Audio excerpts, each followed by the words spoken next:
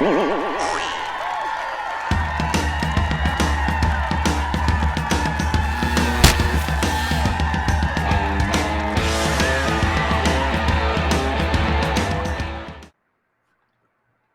everybody. Welcome to another Comic Source Comic Boom collaboration. We're going to be talking about the DC books for the week of July 20th, 2021.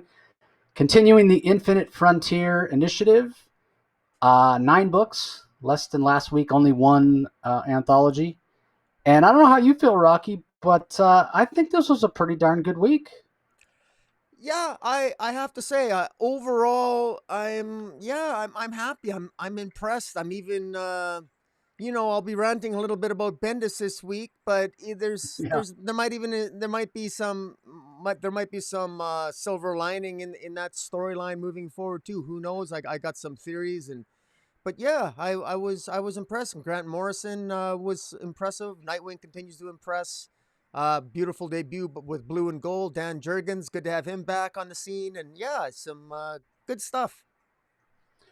Yeah, for everybody that listened last week, thanks for reaching out. There will be no big blowups this week, at least as far as I know.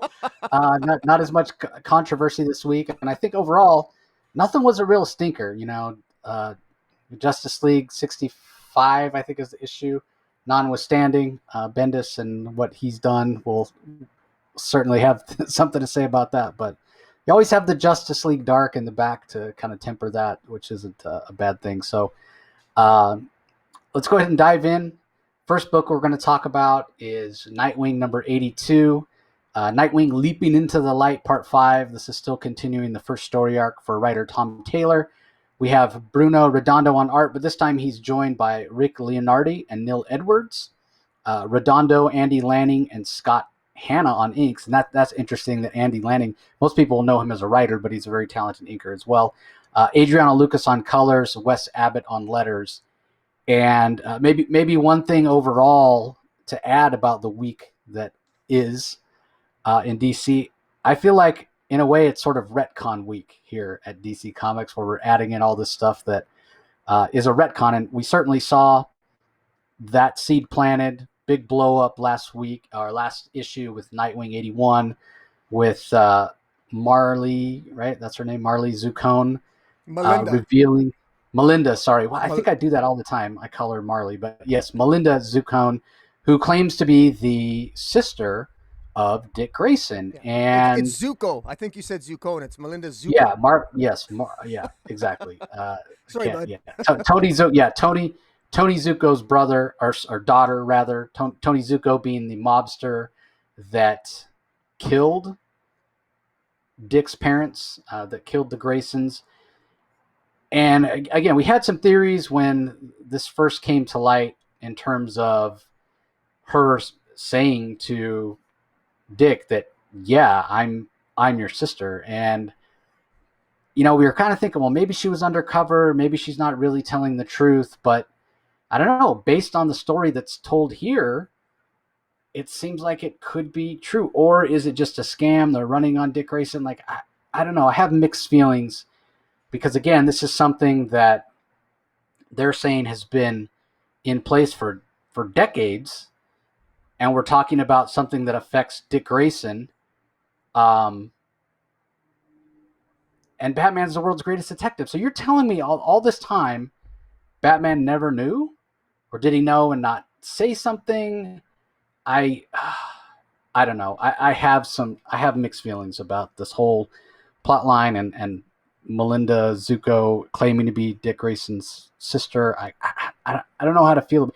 It's interesting. It's great. We're expanding the supporting cast of Dick Grayson, but I don't know. I will say, and I'll let Rocky talk a little more about the specific events that occurred in this issue, but I will say, the first thing that left a bad taste in my mouth when Tom Taylor dropped this bombshell last issue, which then went and fueled even more of a speculator craze for issue, was it 78, which was his first issue and is the first appearance of Melinda Zuko. Um, the thing that left a bad taste in my mouth was, okay, so now we're saying that basically Dick Grayson's dad cheated on his mom. Like, there was no previous, inclination of that. And then, according to the events of this one, Melinda Zuko's mother actually got together with John Grayson before uh, Dick's mom and he got together, which also was kind of weird as it's explained in this issue. So I don't know. The timeline, I guess, is what I'm saying, is where it sort of falls down a little bit for me. And the fact that this was never mentioned before, which is always a problem I have with retcons. And I've often used Court of Owls as a great example. Yeah, it's a cool idea that Scott Snyder came up with, and him uh, and Greg Capullo and Jonathan Glapion and FCO Placencia and everybody, they did a great job of fleshing it out and building it up in terms of integrating it into Gotham City's history. But the problem I have with it is, if we're to believe Batman is as smart as he is and as great a detective as he is and all-knowing as he is, how could this organization have existed underneath his nose all this time? I feel the same way about this. How could Melinda Zuko have existed all this time and Bruce Wayne never known? So I don't know. That's where it sort of falls down for me. Is the story, like, set that aside, is the story still good? Is the story still compelling? Does Tom Taylor still give great character moments and great characterization for Dick Grayson and Barbara Gordon? Yes, very much so. There's even some really cool moments in here where, Dick was captured last issue and Oracle sort of called in the cavalry, and we see they're all heading to rescue Dick in this moment, and she calls him off at the last second per Dick's instructions when he doesn't feel that he's in danger from Melinda Zuko. But again, that part of, Batman's one of the guys headed there. I don't think just because Oracle said, okay, he's fine, he wants you to turn around, I don't actually think Batman would turn around. Nobody's going to tell Batman what to do. Batman's going to go, he's going to show up. And that might have, not to play script doctor, but that might have actually been better, right? For Batman to show up, Bruce to show up and tell Dick, yeah, I did know this, but I didn't know if you would want to know, so I kept it to myself. But then I could see it going both ways, fans complaining what a dick Batman is for keeping it to himself. Didn't Dick have a right to know? But I don't know. It does, the fact that Batman apparently doesn't know, I don't know that sits well with me, So again, it's the inherent problem with any retcon, right? Um, you go back and insert all the different retcons at the time that they were made.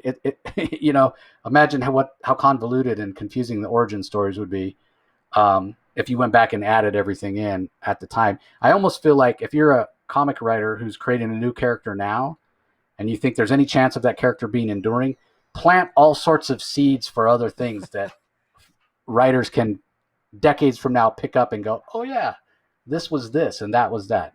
I know that's impossible to do. It wouldn't even actually work, but that's kind of the only solution here, and it's just something that's inherent and always going to cause problems when we start talking about characters that are decades and decades old. New writers come in, they want to tell their own ideas and their own stories, and oftentimes this is the way you have to do it, even though it doesn't jive with history. So the art I thought was fine. I do prefer just having straight Bruno Redondo art, just because his art's so fantastic. At least Leonardi and Edwards, at least their stuff's sort of in the past, so it does work. It's not too jarring. It makes sense. Well, yeah, it's a different style, but it's the flashbacks, and it helps to indicate that those are the flashbacks. And it lets Bruno Redondo stay on schedule. So great colors, great pacing. The dialogue is great, as always, with Tom Taylor. There's no hokey dialogue or anything. Mostly it's just a personal thing that retcons for me always, they just kind of bother me a little bit, and there's really no way to fix it. So anyway, what did you think, Rocky? Well, I'm a little bit more forgiving than you are. I'm less bothered by the fact that Batman doesn't know this. Batman's a genius, but I think we have to be careful not to assume that Batman is omnipotent. Or is Batman really expected to know the sex lives of John Grayson before he got together with Mary Grayson and he had sex with a woman by the name of Miley Lynn, who is Melinda, who is Melinda Zuko's mother, and they had an affair, and John Grayson died. Dick Grayson's father died, never knowing he had a daughter. He died, That is and he true. was Yeah. killed by Tony Zuko, and he was and the Graysons, the Flying Graysons were killed. The hit was made by Tony Zuko and the Flying Graysons for other reasons, um, other than the fact that Tony Zuko maybe always resented or suspected that Melinda was not his actual daughter. But this to me adds something to the mythos, and I'm actually gonna give Tom Taylor the same compliment I gave Jeremy Adams on The Flash. Not to bring back our argument of last week, but I think that Tom Taylor. I think he's added something. I think this adds a richness to the past, and I don't think it contradicts anything. I think it enhances it a little bit, and I really like the fact that Melinda Zuko is the same. They're essentially the same age as she's the same age as Dick Grayson, and they're seemingly on opposite ends here. And I really like the question here is, there's a lot of questions about Melinda Zuko. Okay, now she's the mayor of Bloodhaven, but is she corrupt? To what degree is she corrupt? If she's the daughter of Tony Zuko, she must be corrupt. But Tony Zuko was taken out by Blockbuster, or I believe he was. Blockbuster killed. I think wasn't that Tony Zuko that Blockbuster killed in the opening issue? Yeah.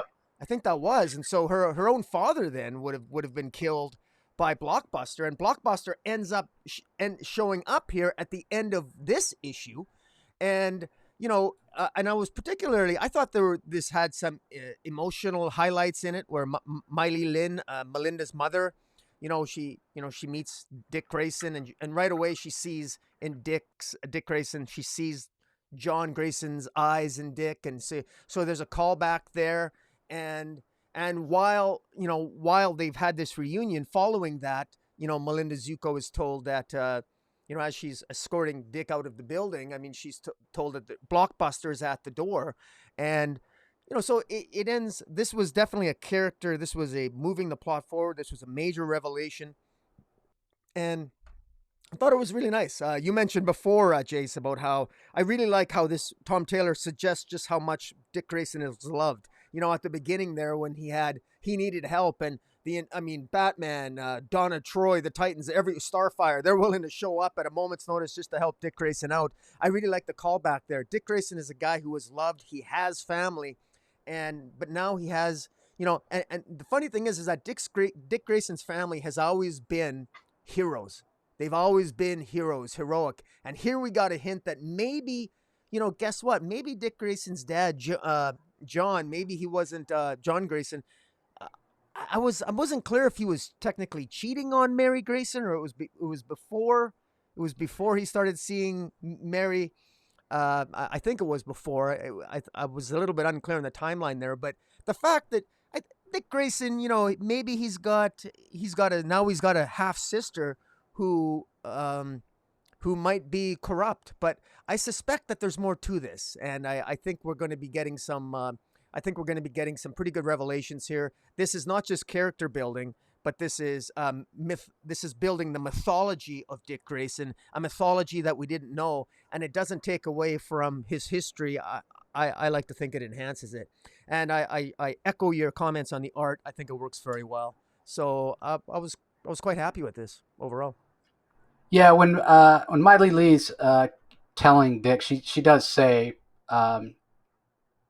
"Please understand, they weren't together yet. It was only because Oh, John had put Mary on such a high pedestal that he was oblivious that she'd put him on one too." So it sounds like she knew in a way that the Graysons were going to get together, that they were supposed to be together, but they weren't together yet. So I did appreciate that, because, like I said, it did bother me to think that John and Grayson would have cheated on Mary.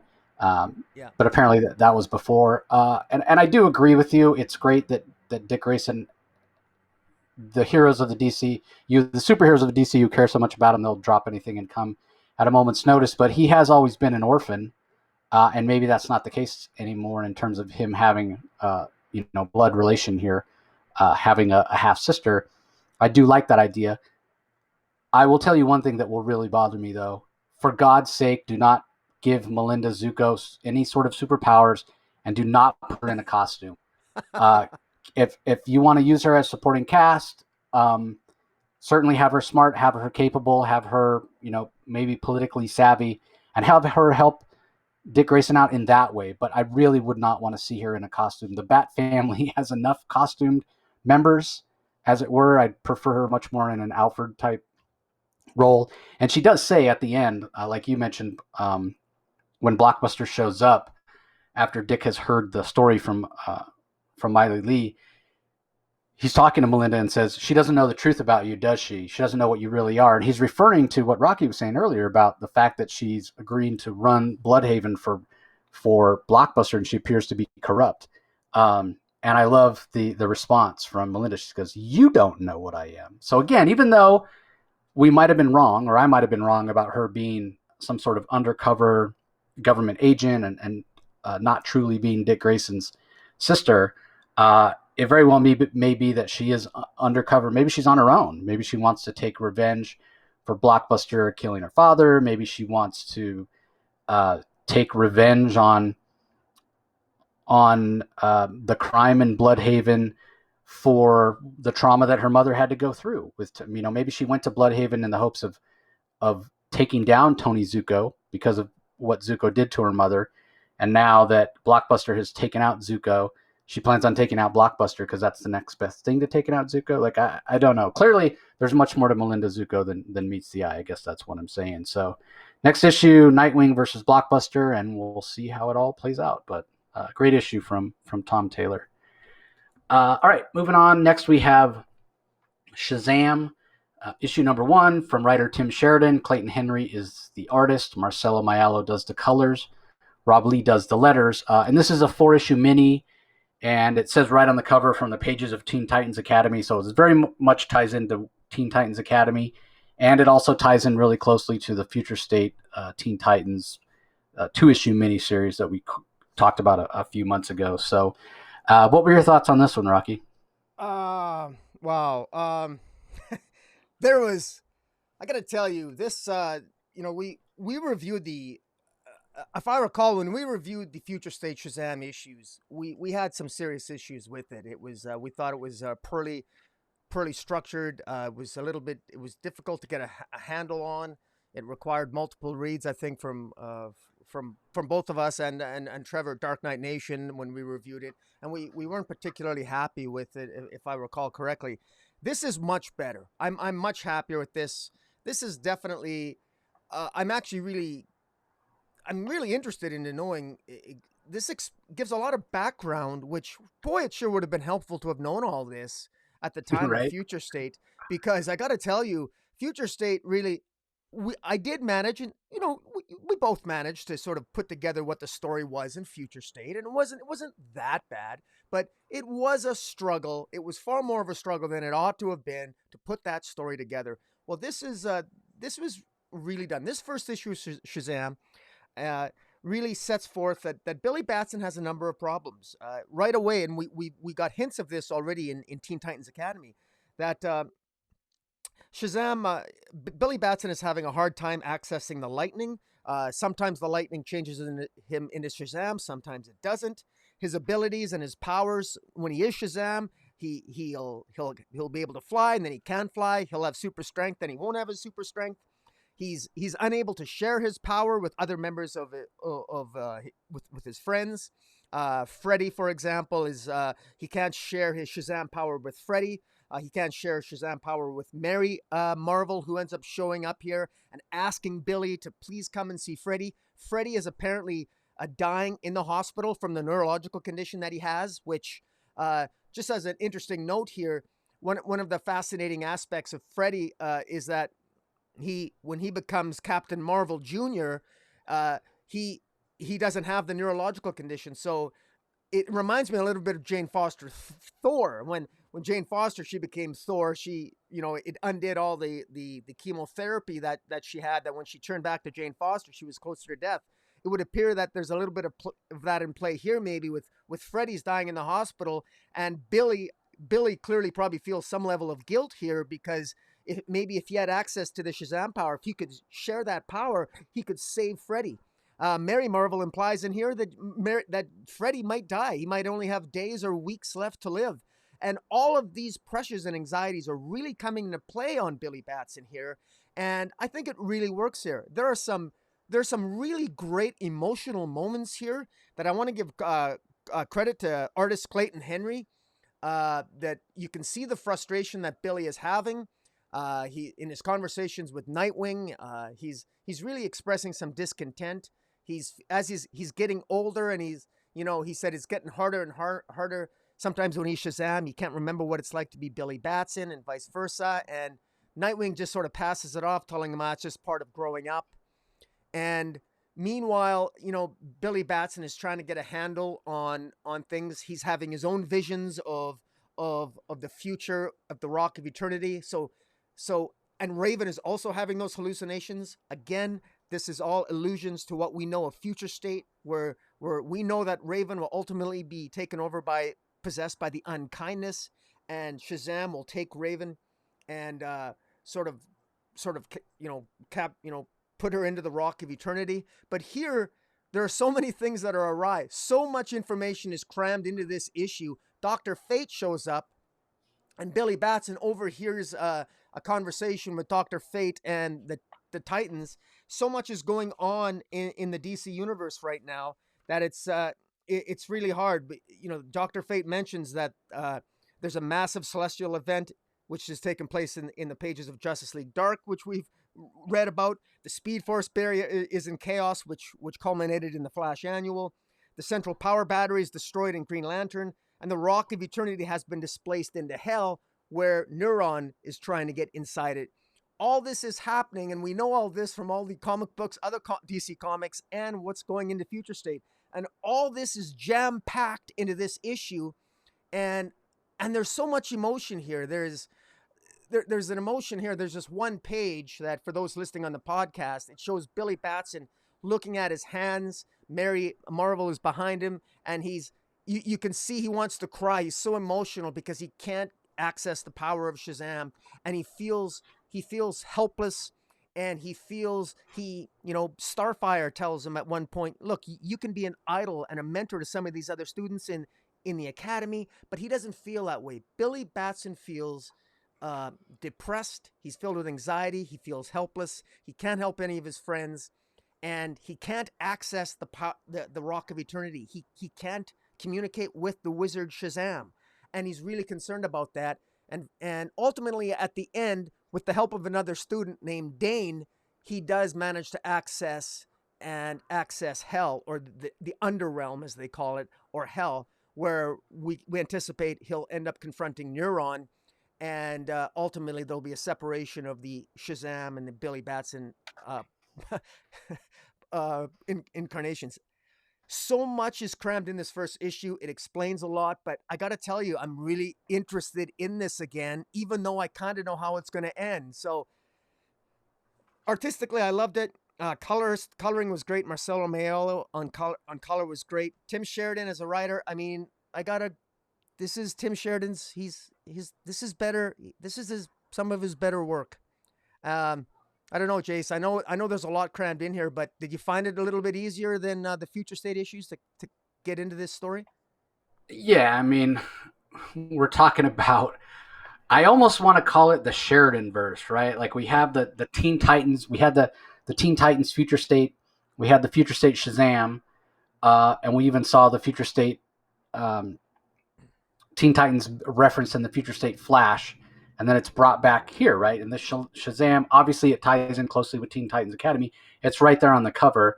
At least this doesn't have any Red X, and that's not to say that some of the Red X stuff hasn't intrigued me, but we've seen Red X then cross over with Suicide Squad already. Red X has been a big focus in the Teen Titans book. So at least, I mean, clearly Sheridan's got a big story to tell here, right? Like, they're having to split it out to give us the Shazam story in its own book, which I appreciate. And, some of that might have to do with the fact that there's a Black Adam movie coming later and another Shazam movie coming later. I'm not so naive to think that that's not the case. But I do like that we are getting more, like it's very connected, and it feels very connected. That scene with Dr. Fate in the room going, okay, here's what's been going on. The central power battery. Hey, that's a mention to what's going on over in Green Lantern. The Speed Force barrier being broken. Again, like Rocky mentioned, that's a callback to the Flash Annual. So I do like that these things seem connected, and if you are reading everything in the DC universe, it feels much more connected than, say, Marvel or even DC itself, prior to Death Metal, let's say. So I do like those things. But yeah, I agree with Rocky. We're going to sound like a broken record here. Some of this stuff would have been helpful and would have made the future state stories less convoluted. And then conversely, like we've said many times, was it really necessary to give us those flash forwards in future state? Wouldn't it have been better and more intriguing, when we're reading this current stuff, to know that at some point Shazam and Billy Batson are going to be separated into two unique and distinct entities, right? Like, so obviously this is heralding what we saw in future state Shazam with Shazam being controlled by Neuron and whatnot. So I do like this, but again, I have to point to future state, and at this point I just got to call it a mistake. What a mistake future state was. Just give us these stories and I would have been more intrigued. Now it's almost like I'm going to be reading this Shazam book in the hopes to see how it pivots to keep the events from future state Shazam from happening, because that's ultimately what we want. But in terms of this story standing on its own, I agree with Rocky. The poignancy of the emotions with Mary showing up to confront Billy. Hey, Billy, how come you haven't been in touch with us? And it's because Billy's felt guilty. The power of Shazam is so unstable, he can't even share it. And then Billy finding out that Freddy's in the hospital because, as Rocky mentioned, without that regular influx of Shazam magic to transform Freddy into Captain Marvel Jr., his neurological disorder has left him debilitated to the point where he may only have weeks or days to live.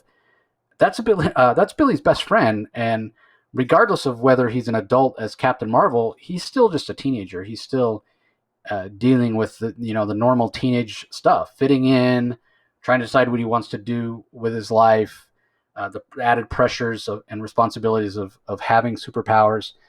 He's trying to juggle all that. He's trying to deal with the fact that his powers are unstable. So when he finds out his best friend is on death's door, it's no surprise that he doesn't exactly make the best choices, and chooses to kind of go against what he knows the Titans want, which is him to stay there, keep his head down, keep on the straight and narrow. No, instead he wants to go do whatever he can. It's true characterization for Billy Batson. We know he has a huge heart. We know he wants to help. I am intrigued by this Dane character who we've seen in the pages of Teen Titans, but he's still very much a mystery. At this point, kind of all we know is he's Raven's star pupil, and Raven's power does tend to be, more on the dark side of magic. So, he agrees to help Billy, but he even tells Billy, because Billy's like, no, wouldn't want to put anybody else in danger. I've got to do this on my own. And Dane's like, hold on a second. Don't think that I'm doing this just out of the goodness of my heart. I'm after something too. There's a reason I need to go to the under realm as well. So what that is, we don't know. But I will say that, and when we look back, especially more so on the Teen Titans Future State series than the Shazam Future State series, because I did feel that was better paced by Tim Sheridan, as opposed to the Teen Titans Future State, which we kind of raked over the coals for having so many ideas crammed into it and being paced so poorly that you couldn't make heads or tails of it. But, having read this issue, like I said before, it very much feels like Tim Sheridan is giving us a Sheridan verse, right? That contains the Teen Titans, that contains Shazam. Clearly he's got this big story to tell. So I don't know that the Sheridan verse, as it were, could, I don't know how many titles it could actually sustain and make it worthwhile for DC, but I'm glad that this Billy Batson story is getting its own title, so it has the real estate to give us as much of the story in detail as we need, instead of trying to jam pack it into the pages of Teen Titans. I would almost say that, with all these anthologies, not that I want another $7 or $8 book, but if Sheridan is going to be telling these stories and they're so closely tied in, why not do something like the Batman Urban Legends title and combine them all into one, call it whatever you want, Teen Titans. You could just keep calling it Teen Titans Academy and just have it be an anthology. Well, let's get the Teen Titans Academy story. let's get a Red X story, let's get a Shazam story, every month. And so if you were doing that, if you're dedicating one story to Red X, you wouldn't be pulling focus away from the students of Teen Titans Academy, which when there have been issues that have focused on the students, Rocky and I have really enjoyed them. And if Shazam's going to tie in so closely, that might have been the better way to go. But that might be, hindsight is 2020 at this point. But overall, I enjoyed it. Clayton Henry's art, a little less stylized here than I'm used to seeing, and the backgrounds are a little lighter than I'm used to seeing. So I don't know if that was just a case of the fact that despite this being a Shazam book, there are a lot of characters here. It takes place in Titan's Tower, and there's tons of other students. I have a feeling that might have been what led to a little less detail from Clayton, but overall the art is very, very good, and the colors by Marcelo Maiello are also very, very good. So artistically, I don't have any complaints. Story wise, I really don't have any complaints either. I thought this was really, really good. I was surprised, only because of the Tim Sheridan Future State stuff, where again, the Teen Titans stuff we really didn't enjoy. Shazam was slightly better, but he has impressed me with his work on the Teen Titans Academy series, and I'm certainly impressed with this as well. Very, very entertaining. Yeah, no, for sure. All right, up next we have another number one, and it's another limited series. It's 8 issues long. It's Blue and Gold, starring Booster Gold and Blue Beetle. It's by the creator of Booster Gold, Dan Jurgens. He does the writing. We have art by Ryan Sook. Letters are by Rob Lee. And when I say art by Ryan Sook, he does both the line work and the colors. And Ryan Sook is an incredible artist. Most people will know him as a cover artist. He doesn't do interiors a whole heck of a lot of times. And I remember he did all the covers for the Future's End weekly series, which was, those covers were fantastic. So seeing him do interiors was great. His art is absolutely fantastic. I think most recently he did some both interior and cover work for Bendis' Legion of Superheroes. So I thought it was great. In terms of the story itself, anytime you get Dan Jurgens writing Booster Gold, I'm in. And I know that Booster is one of Dan's favorite characters to write. I've talked to Dan about it before.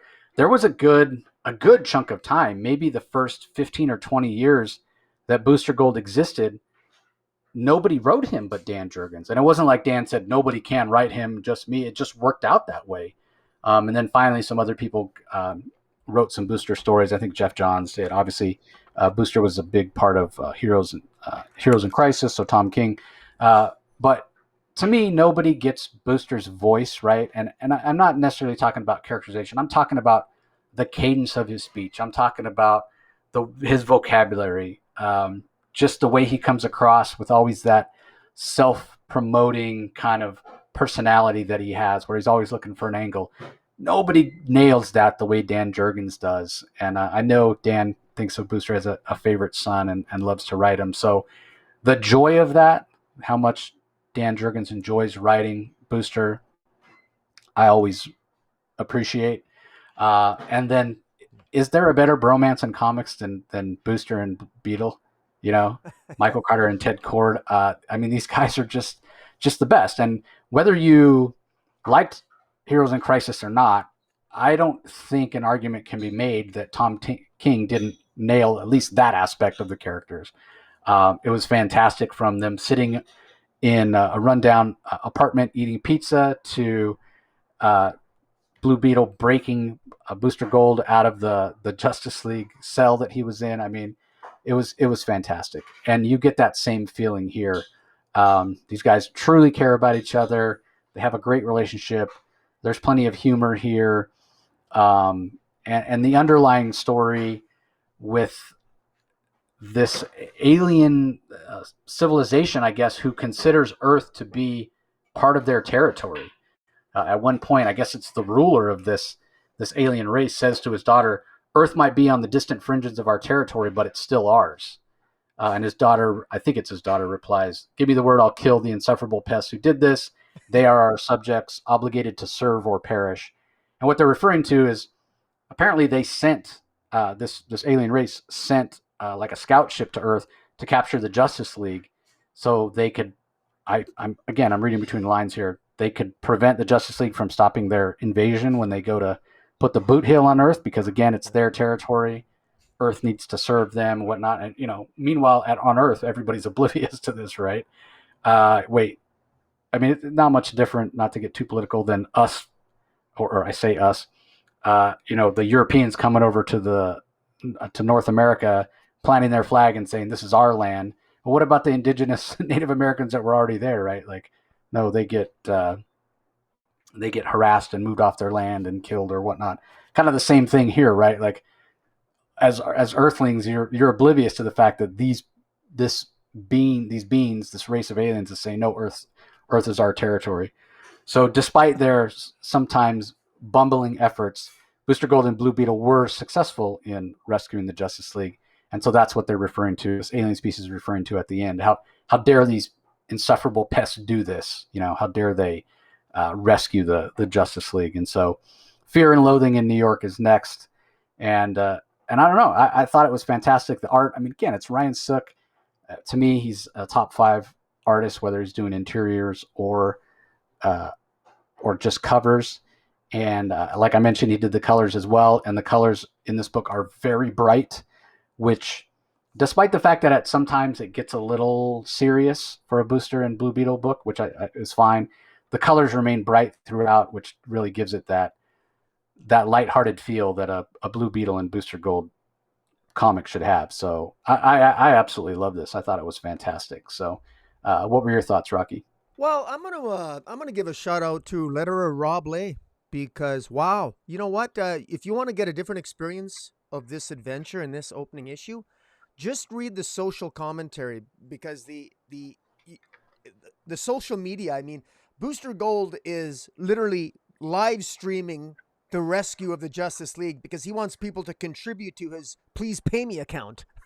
Yeah. And he wants to make money off this, and of course, you get VIP status if you subscribe to Booster Gold's web page, and you contribute to his Please Pay Me account, and and and where letterer Rob Lee really shows himself off is, you can see the great dialogue that Dan Jurgens has. It's scripted so well. You can see the social media commentary throughout the issue, and some of it is really funny. In fact, some of the funniest moments take place with the people, the citizens of the world, who are watching this live through their iPhones or what have you, and they're making commentary on it, and it's actually quite funny. And sometimes they're even explaining what's going on behind the scenes. And my favorite comment from my favorite online commentator. At one point, Skeets was flying away, and for some reason, I just laughed out loud when they said, "Look, the toaster is running away." I mean, just referring to Skeets as a flying toaster, I thought was kind of funny. But it's those types of things that I really appreciated, that Dan Jurgens put that extra bit of effort into, because literally, sometimes I know my wife always says that she doesn't know how to read a comic book, and I always sort of chuckle at that, and and I always say, of course she knows how to read, but some people don't have the patience to read a comic book, and she's one of them. But this is one thing where you get a different perspective on the adventure if you just read the online commentary as you go through the panels, versus hearing what Booster and Blue Beetle are talking about. A couple of things bugged me here, and I'm just going to go on a rant to defend Booster Gold. I like Booster Gold. I think he's pretty cool. I don't think the Justice League should have just accepted Blue Beetle. The opening issue. This issue was called Application Denied, because Booster and Blue Beetle, Booster wants to be accepted into the Justice League, and at the end, when they've won the day, they freed the Justice League. I love the commentary between Booster and Blue Beetle. Booster says to Blue Beetle, "Oh, yeah, they're definitely going to ask us for membership, because look at them, they got a bunch of B and C listers on the team." And he's got to be referring to Naomi, who shouldn't be on the Justice League to begin with.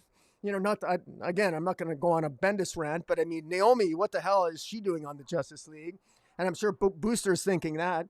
And of course, bros before Rose, which I really like. Brothers before heroes. I mean, bros before Rose. great expression. I love that. I mean, I don't think that's probably not original, but if I think that's the first time I've heard it anyway. But anyways, I really liked it. I love the fact that Dan Jurgens knows that that Black Canary made the comment that he isn't that bad, Oliver. Black Canary defends Booster Gold, which is exactly what I would expect Black Canary to do. Because she knows from the Justice League days of Keith Giffen and Kevin Maguire back in those days that Booster Gold is not as incompetent as one might think. And quite frankly, Batman himself knows that Booster is far more competent than he thinks as well. I'm surprised that Batman would have voted against Booster. But in any event, no, I don't want Booster and Blue Beetle on the Justice League team. I want them to be the Abbott and Costello of superheroes because they're just awesome. I love it. It's Princess Omnizon is the leader of that alien race that tried to invade and take over and try to incapacitate the Justice League. Princess Omnizon and that invasion. And, they're going to be coming back to get their revenge on Booster and Blue Beetle. And yeah, this is just a lot of fun. A lot of fun. Thank God Dan Jurgens is back. This is what we need. I quite enjoyed this. And man, you want to talk about the whole creative team firing on all cylinders, man. Dan Jurgens, Ryan Sook on art, Rob Lee and letterers. This really came together to be a nice total package. I really enjoyed this. Yeah, one thing that I really liked, you mentioned the social media comments, which I thought was great. So clearly, one of them is Bibbo, because he says Superman the way he always says it where it's Sooper, Oh yeah. and he calls Booster Gold his second favorite, and so that was great to see Bibbo commenting. And my favorite comment from Bibbo is once Blue Beetle and Booster Gold get inside the alien ship and they're going to rescue the Justice League. Bibbo said, "That's the Justice League." Like, where's Green Lantern? Where's Flash? Where's Superman? Why is Naomi there? Like, yeah. So kind of echoing our sort of sentiment of Bendis' Justice League. Not that I put the blame on Bendis. He probably didn't have a choice in everybody that was there. Obviously, we know Wonder Woman is off in the realm of the gods, and Superman's about to leave Earth and whatnot. So, guaranteed Naomi was his choice to put on the team. But yeah, I just loved Bibbo kind of saying what we all were thinking. That's the Justice League. Exactly. I feel compelled to say one other thing too, that, I spent so much time laughing and enjoying this issue that I would be lax if I didn't mention some of the more emotional high points when Blue Beetle is at the graveside of his father and he expresses regrets about his role in the Suicide Squad issue, 9-issue series or 10-issue series by Tom Taylor that resulted in the death of Deadshot. And he mentions that. So he has some regrets. So Dan Jurgens, one good thing about Dan Jurgens is because he comes from that triangle area of Superman and he wrote Booster Gold for so long. He's someone who you can bet that Dan Jurgens, more so than most writers, he's cognizant of what's going on in the DC universe, and you're at least going to get some, I think, allusions to that as this series goes forward, I would imagine. Yep, I agree. All right, let's move on to Superman Red and Blue #5. I think this is the last of this anthology, and again, it's one of those limited color palette series. In this particular issue, we have 5 different stories. Fetch, written by Judd Winnick, art by Ibrahim Mustafa, lettered by Wes Bennett. De-Escalation, written by G. Willow Wilson, with art by Valentin D'Alandro, lettered by Wes Abbott. Your Favorite, written by Joshua Williamson, pencils by Chris Sprouse, inks by Carl Story, colored by Hi-Fi, lettered by Josh Reed. Red Sun Blue Dot, written and illustrated by Mark Buckingham, colors by Lee Luffridge, and lettered by Pat Brousseau. And then Generations, written, illustrated, and lettered by Daniel Warren Johnson. So we start off with this Judd Winnick story that I think is fantastic. It's basically when Crypto lands on Earth, which I don't know that I've ever read a story of Crypto coming to Earth. I think, if I remember correctly, he just kind of showed up in the pages of Action Comics one day.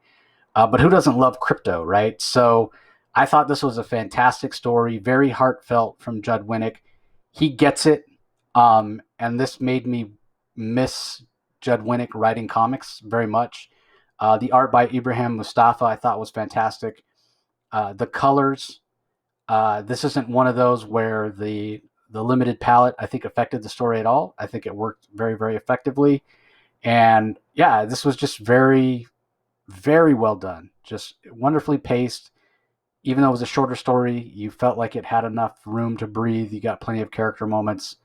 Judd Winnick clearly is a Superman fan and a Crypto fan, just like I think we all should be. Um, and I can sum it up, with the last line that of the story that Judd Winnick wrote: "Every kid needs a dog." you know, it's great. I just love this. Yeah, I thought it was awesome. What do you think, Rocky? Yeah, I mean, I don't know. Honestly, I think you'd have to be lacking a heart not to like this. This is just great. I mean, man's best friend, and Superman, young Superboy, young John Kent had crypto, and it's a nice origin to crypto. I do recall reading back in the day a Silver Age origin of crypto, but it wasn't as heartfelt as this. But this is great. This is great, and I mean, appropriately named Fetch. This is exactly the type of stories you expect in these Superman anthologies. Just, feel good stories, 8 to 10 pages, just very well done. Great art again by Abraham Mustafa. Yeah, just impressive. Yeah, very nice. Good feel good story. Yeah, and the colors Yep. were really good. The de-escalation on the next one. G. Willow Wilson is the writer. Valentine Delandro. I didn't, and we've talked about Valentine Delandro.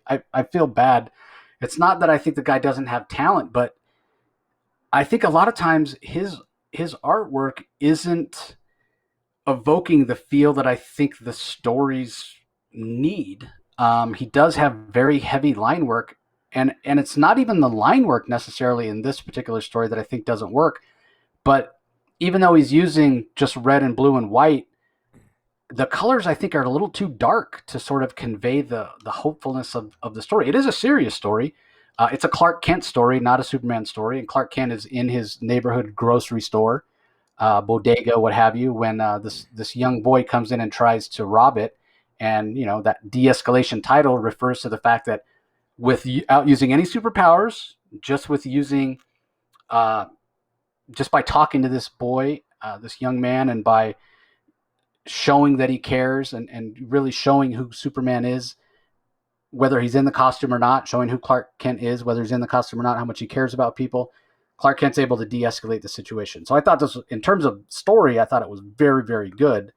But I just think that the color palette didn't quite work for me. I think it needed to be, and I'm not saying this should be a brightly colored the way the first story is, but I think it needed to be more bright than this because it makes it feel almost like a cynical story. Like, oh, Clark Kent did save the day this time by talking this guy down, but the next problem is just right around the corner. And I don't think that's G. Willow, and maybe I'm wrong, but I don't feel like that's G. Willow Wilson's intent. But I thought this was very, very well written because it shows that whether he's in the costume or not, Clark Kent is Superman, Superman is Clark Kent. So I really enjoyed this. And not that I think G. Willow Wilson's not a very talented writer. I think she's an excellent writer, but she's not somebody I ever was like, oh man, I'd really like to see what G. Willow Wilson would do with a Superman story. But after reading this, I'm feeling that way. I thought it was fantastic. So, what did you think, Rocky? Yeah, I agree. And yeah, and let's just hey man, I maybe it's because Richard Donner recently just passed away in the last month, but boy, this is I mean, obviously this is Christopher Reeve all the way. I mean, Oh the yeah, artist straight up a tribute to Valentine Delandro. The artist did a fantastic job. In fact, to be honest, I almost wish that we got a scene like this in the original Superman movie with young bumbling Clark Kent. Wasn't so bumbling in this. He actually showed up, sort of a very cautiously yet nerdy confidence in how he approached the boy. Really impressed the hell out of the store clerk who saw that he was, risking himself. Of course, she doesn't know he's Superman, but at the end gives him a Superman doll. And Clark Kent just being Clark Kent, and in this way, when he's getting this young boy to de-escalating the situation with this young boy was not intimidated by Clark Kent, but that's exactly why Clark Kent, the meek and mild side of Superman, could speak to the boy, because he could speak to that boy's level, because that boy had the same type of perhaps lack of self-esteem that maybe he perceived Clark Kent having, and that allowed him to de-escalate the situation. There's a lot going on behind the scenes here, quite frankly, between all the characters involved: the young boy, would-be robber, and Clark Kent, and the girl who's studying for a math test or with quadratic equations behind the desk at the till. Very well done by J. Willow Wilson. Yeah, again, just another, you know, again, another reason I can't believe I'm saying this, because I'm not usually a fan of anthologies, but yeah, this is another real good, feel good story. And especially if you're fans of Christopher Reeve, man, pick this up. Yep, definitely. Next up is a Jimmy Olsen slash Superman story from Joshua Williamson, pencils by Chris Sprouse, called Your Favorite. And basically, a reporter is asking Jimmy what his favorite shot of Superman, his favorite photograph. What did you think of this one, Rocky? Uh, uh, this one wasn't my favorite, but again, it's it's there's nothing. I got nothing against any of these. This story. Um, the art was fine. The colors are really good. I mean, hi-fi on the colors. The colors here really popped off the page. Basically, I mean, Lois is asking Jimmy, "What's your favorite photograph?" And Jimmy can't make up his mind because there are so many amazing photographs he has of Superman, and it's just him sort of remembering all these times that he took pictures of Superman, how amazing Superman is, and all these snapshots of Jimmy Olsen of constantly trying to keep up and take pictures of Superman and the action and everything else, um, and then ultimately the favorite photo. It's really about what is Lois's favorite picture, and that is seeing Superman. It's a picture of Superman with Jimmy Olsen. There, Superman with his best friend. That's what warms Lois's heart, and I don't know in this particular story if Lois already knows Clark is Superman, but I guess that's really not important. It's just it's this is really about exemplifying that Superman has a best friend, and that's Jimmy Olsen, and it's true between best friends. You don't have your favorite moments with a best friend because there are so many of them, and that's really the message here, that Jimmy Olsen has a lot of great moments with Superman that of course he can't pick one. It's their best friends, and so in that respect, Joshua Williamson did a good job conveying that. At least that was the message I got out of it. How did you feel about it? Yeah, I agree with you. And Josh even managed to throw in something there that shows that sometimes Jimmy is his own worst enemy, because he thinks back to the time he could have gotten what he called the perfect shot, the greatest shot of all time of Superman, where Yeah. Superman had rescued some kids from a building that was collapsing, and then took the time to kneel down and talk to those kids. And Jimmy snaps the picture, but left the lens cap on, which is a totally Jimmy Olsen thing to do. So yeah, I agree with what you're saying. For Jimmy, it's not even about what pictures exist out there in the world, what pictures he's taken. It's about what he remembers and the feeling that he has of being Superman's best friend. So yeah, really good story. Next up is Red Sun, story and art by Mark Buckingham. Great colors by Lee Luffridge. The other thing I liked that Buckingham did was there's a border on the top and bottom of the page with Superman flying from left to right, which I kind of enjoyed. Um, Yeah. but this, a lot of the majority of the story are these 2-page spreads that that tells a big epic story, except for the first page and the last page. It very much reminded me of Jim Steranko's classic Superman story in Superman 400, which is all told with double page spreads. But I thought this was fantastic. What do you think, Rock? Yeah, I did. Unfortunately, the way I have this structured for those watching on YouTube, I can only show one page at a time between Jason and I, but so you can't get a full appreciation of the two-page spread. But I'm looking forward to picking up this comic, and because this is one I haven't bought in all the anthologies. This is one that I will be picking up because I like all the stories, and this is one of them. Two-page spread, fantastic. Um, and just coming down to just following the rocket ship to Earth, the big blue dot, which is Earth. And again, I never even, it's funny when I think of Superman red and blue, I don't think of Earth, which is of course a big blue dot. And and you pointed out the Superman, surrounding each page with Superman flying on the top and the bottom, the red and the blue. It's good. It's just yeah. Again, it's another feel good story, and uh, yeah, just Superman flying to a home. I mean, flying to his new home Earth. So yeah, Yeah, again, I it's thought. Go ahead. Very, very well balanced is what I would say. Red sun, blue dot, right? I Yeah. mean, it's the whole idea that he's coming from Superman as a baby is traveling from a red sun to a blue dot. And as we're following this journey, Jor-El and Laura are talking, right? And they're talking about the hopes for their son as their red sun uh, fades and their planet dies, the hopes for their son for the future. So, in a way, I think it's kind of spiritually, it just sort of reminded me, not that I'm a fan, as listeners of my podcast will know, I'm not a fan of the Man of Steel movie from Zack Snyder, but that monologue that Jor-El did, Russell Crowe did about, um, you will inspire them. You're going to be so powerful on Earth, and they'll look to you as a protector. I that feeling, is the same feeling I got when I read this. Very, very inspiring. So yeah, and great art by Mark Buckingham as well. So I thought it was pretty solid. And speaking of Man of Steel, when we get to the last story, which is by Daniel Warren Johnson, which has everything to do with Pa Kent and being a father. Pa Kent basically goes to church. He it hasn't been so long since the rocket ship has crashed, and he goes to talk to this priest. He admits that it's been a while since he's been to church. He's been so busy, trying to raise this child, and he's expressing doubts. Like, I don't know. I don't know about the world. I'm just an old farmer in a small town. What do I have to give to this child?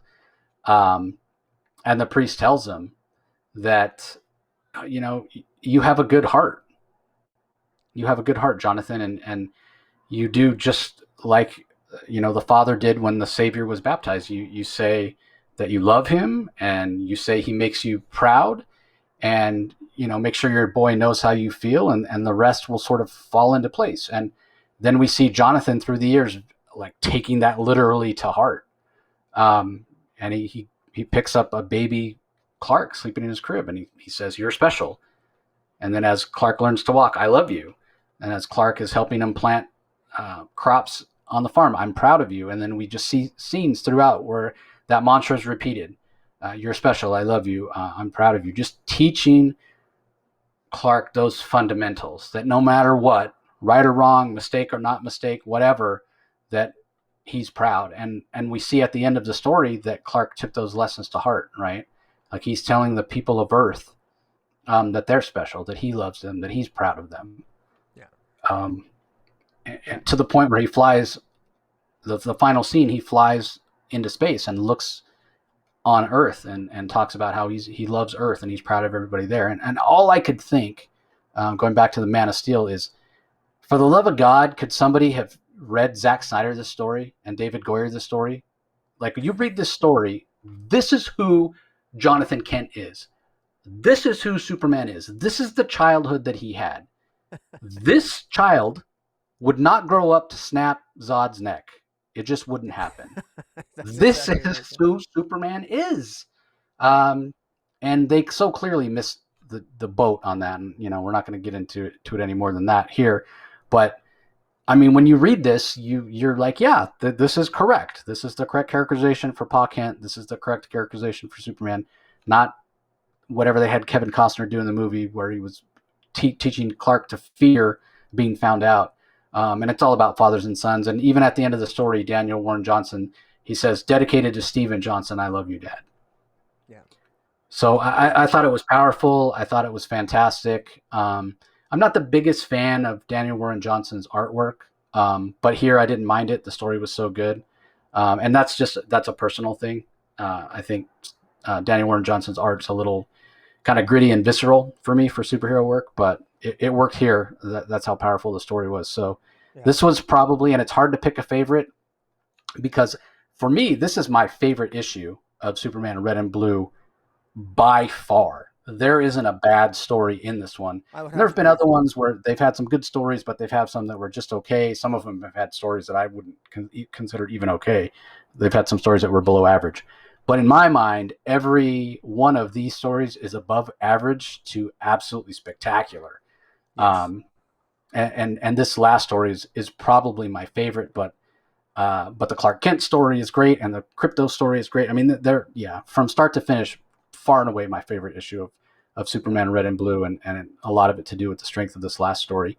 Yeah. What did you think of this last one, Rocky? I love that this was really great, and this is one where uh, you'll note here that in most of these anthologies with Superman Red and Blue, the colors red and blue are usually painted upon the character of Superman.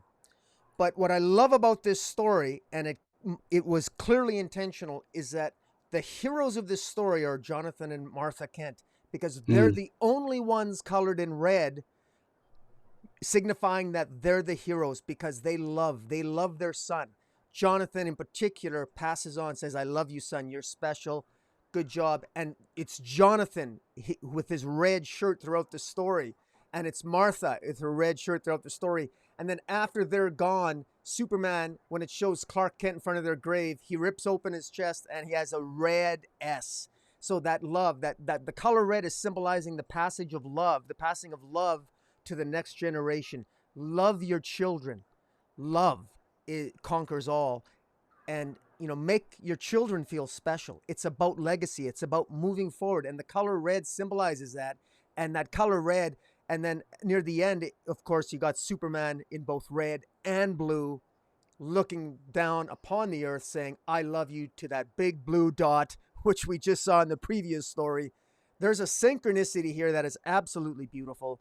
And I want to give a shout out, of course, to a Daniel Warren Johnson. This is a guy that did, I do like his art. I think it's an acquired taste, but I like it. He did Wonder Woman Dead Earth, and he's currently the writer and artist on, or the artist on Beta Ray Bill at Marvel. And that's receiving a lot of critical acclaim right now as well. But excellent, very, very well done. Fantastic anthology so far, no question.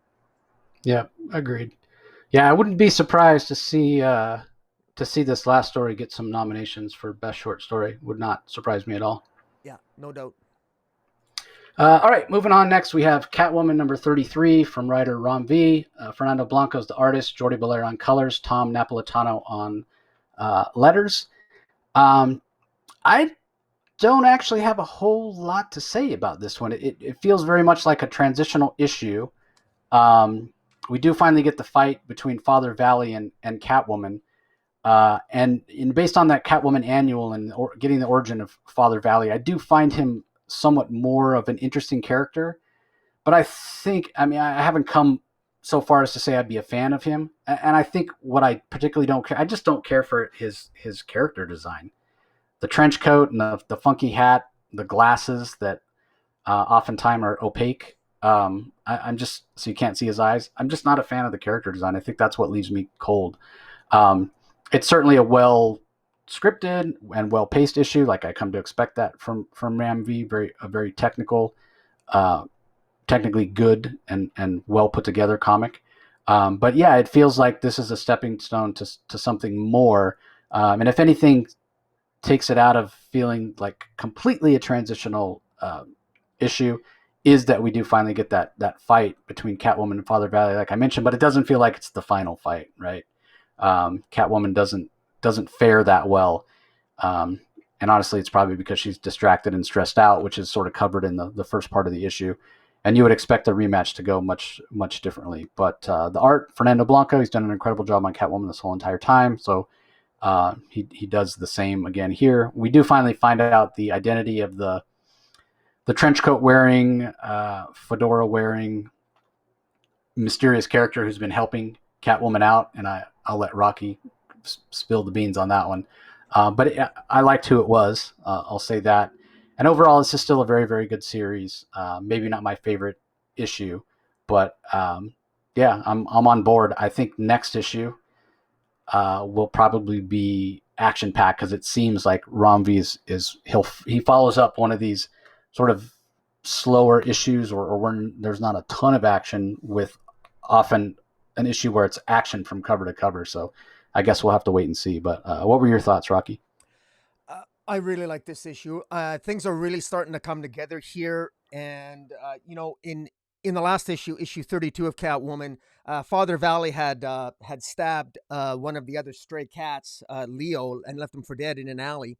We then got the Catwoman annual that gave us a little bit of background of Father Valley, and he sort of related to the whole, to the the Saint Dumas chapter, and he's got an interesting sort of origin, Father Valley, and he's an assassin. Father Valley was an assassin hired by the Penguin to assassinate, to basically kill Catwoman, and Detective Hadley, formerly of Villa Hermosa, was assigned to Gotham PD. He's discovered that Carvalli is an assassin, and he goes out to try to warn Catwoman. Meanwhile, Catwoman, Selina, discovers that her mysterious benefactor is actually Clayface, and that's not too much of a surprise. I think you even guessed that, if I remember correctly, Jace, or other people have guessed it. What I find really interesting here is that I love the fact that the magistrate forces are at play to blame the strays, to blame the people of Alleytown for some of the violence that's occurring. And Mayor Nagano was, of course, authorizing magistrate forces to go into Alleytown and to round up all the strays. And so they've got to leave their nest. And the series of underground tunnels that Selina has set up, they're really starting to take advantage of. And what Clayface has here is Clayface shows Selina that they actually have allies. And this is very interesting. Selina's new allies are, number one, there is the Riddler. Riddler is helping to set up an electrical grid on the underground tunnel. So the Edward Nygma, the Riddler, is actually an ally of Catwoman. We got the Croc, we got Knockout, we got Firefly, and we got Cheshire. And of course, Cheshire here is the mother of Cheshire Cat. And Cheshire Cat is actually Leon.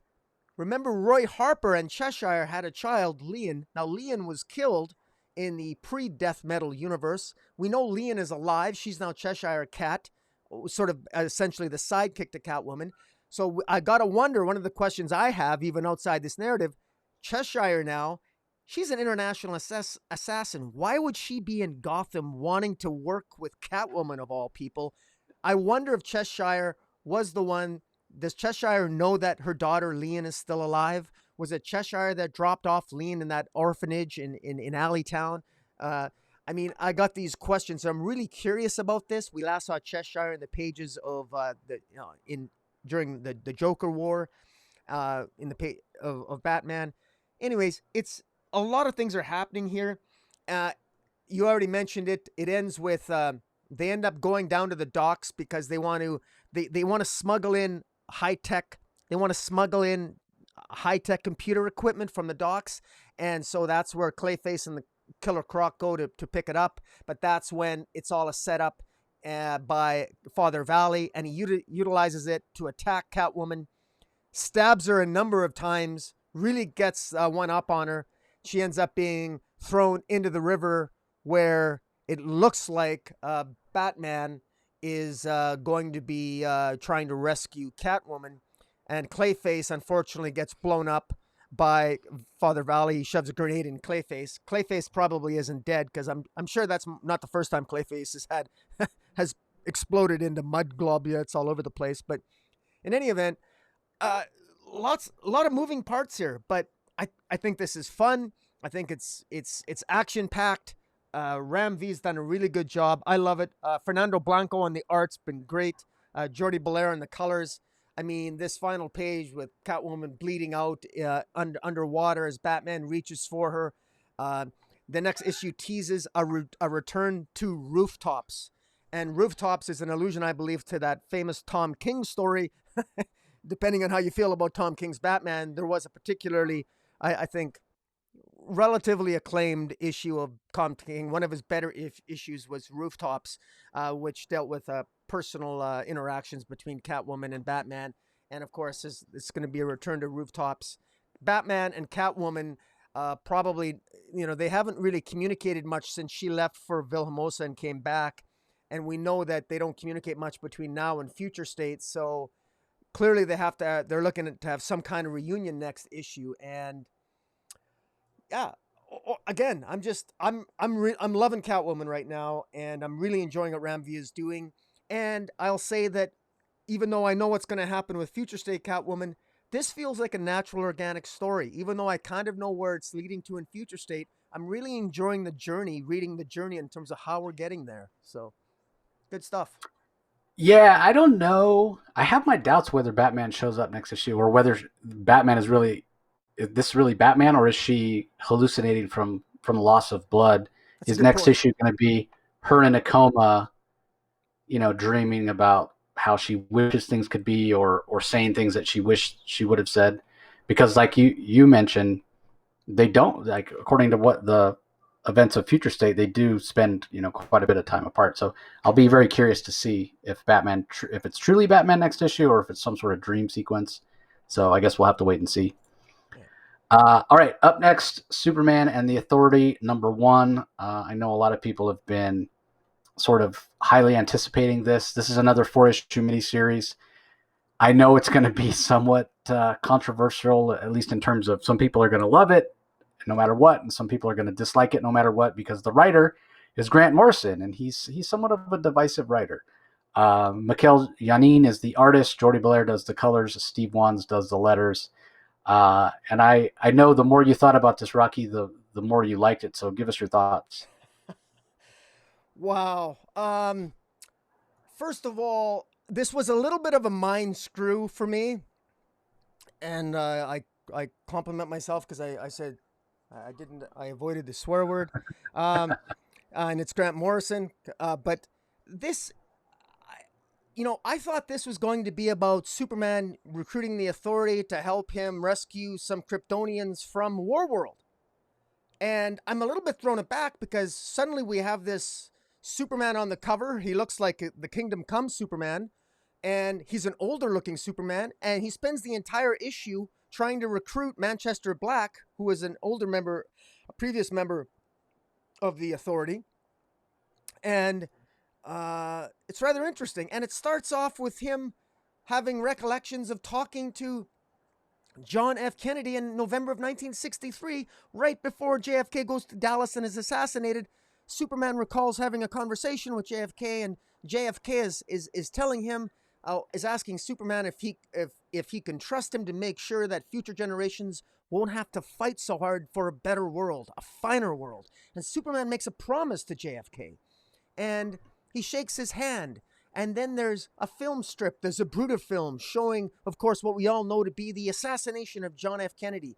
And then all of a sudden it fades to black, and it looks like Manchester Black is waking up from a delirious, drug infested state. And so, are we to believe that, that's just a dream that Manchester Black had of Superman talking to JFK? And in any event, Manchester Black is captured by the police. And there's some great dialogue here. Fantastic art by Mikal Janin, just absolutely gorgeous. Manchester Black he's a foul mouthed kind of pig. In fact, Superman even says in this issue that Superman does not viscerally, instinctively dislike anybody, but Superman admits to viscerally instinctually disliking Manchester Black. But despite that, Superman still wants to recruit Manchester Black to help him make a better world.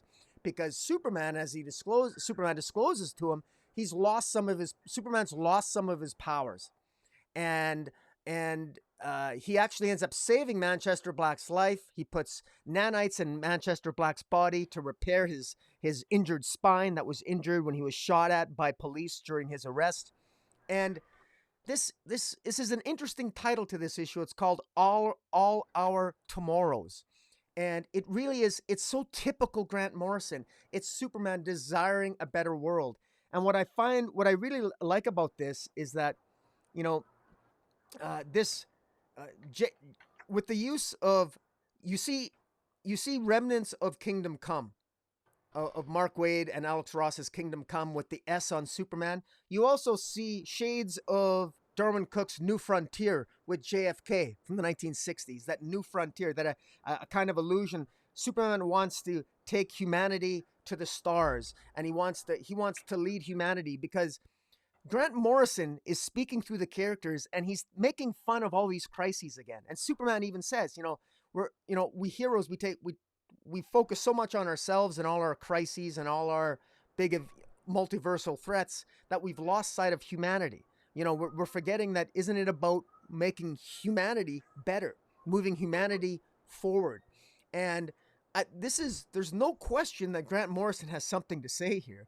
And I gotta say, I kind of agree with Grant Morrison because I'm getting a little sick of crises as well. I mean, I think we all are. Enough with the death metals, enough with the crises already. Isn't it about making us all feel better? Where's the hope? Let's bring back the hope.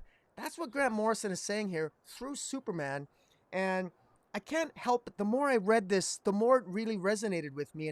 And maybe this is just my own sort of wish fulfillment here, and I want to see something here that maybe there isn't.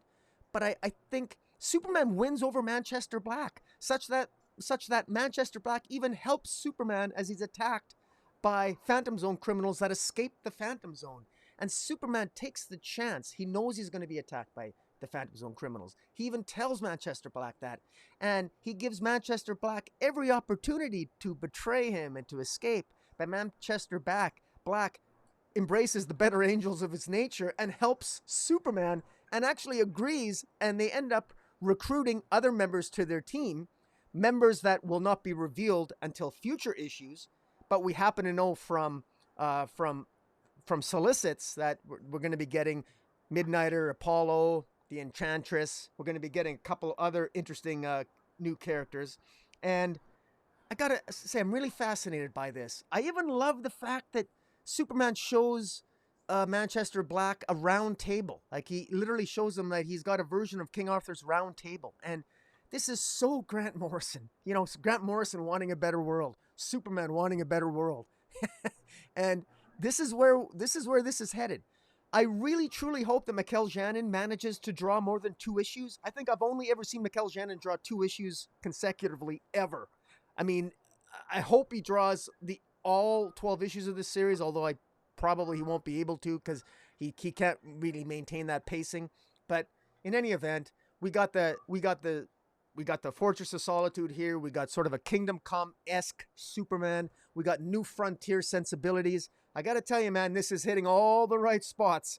And I got my issues with Grant Morrison when he can go a little bit psychotic. But I actually kind of like where this is going. But what I'm not seeing is I don't really see how this perfectly fits into the current situation in Superman and Action Comics. And I don't care. I like this better. I actually like this better because I think this has something to say, and I think I like what it's saying. What about you? Yeah, I think you said 12 issues. Only 4 as far as I know, but Oh, it 4. wouldn't Okay. surprise me to see it extended, or if this is just one in a series of Superman and Authority minis. Because yeah, I mean, I agree with you. Mikal Janin's art is very detailed, and he often, other than Grayson that he did when Tom King and Tim Seeley were writing it, yeah, he tends to do 3 or 4 issues and then move on to something else, or takes a break and there's a fill-in artist or whatnot. Because I agree with you, his character designs here are fantastic. I am somewhat surprised that this isn't a Black Label book because clearly this is in some undetermined future. Superman has gray hair on his temples. He's older. He's grizzled a bit, and this certainly isn't in current DC continuity in any way, shape, or form. So I'm curious about the decision not to put it in Black Label. And we all know that I am not a Grant Morrison fan. But that being said, I am intrigued by this story. I'm intrigued by these ideas. It certainly feels like one of the most classic Superman issues of all time. It's on just about every best of Superman story list I ever see. Is issue 70-75, which is actually the first appearance of Manchester Black. What's so funny about Truth, Justice, and the American Way? It's written by Joe Kelly. Yeah. If I didn't know better, if I didn't have that knowledge in my mind, and somebody asked me, "Who do you think created Manchester Black?" Grant Morrison would be very high up on my list of guesses, right? Manchester Black is so a Grant Morrison character. He is the perfect example of a Grant Morrison character. Morally bankrupt, completely over the top.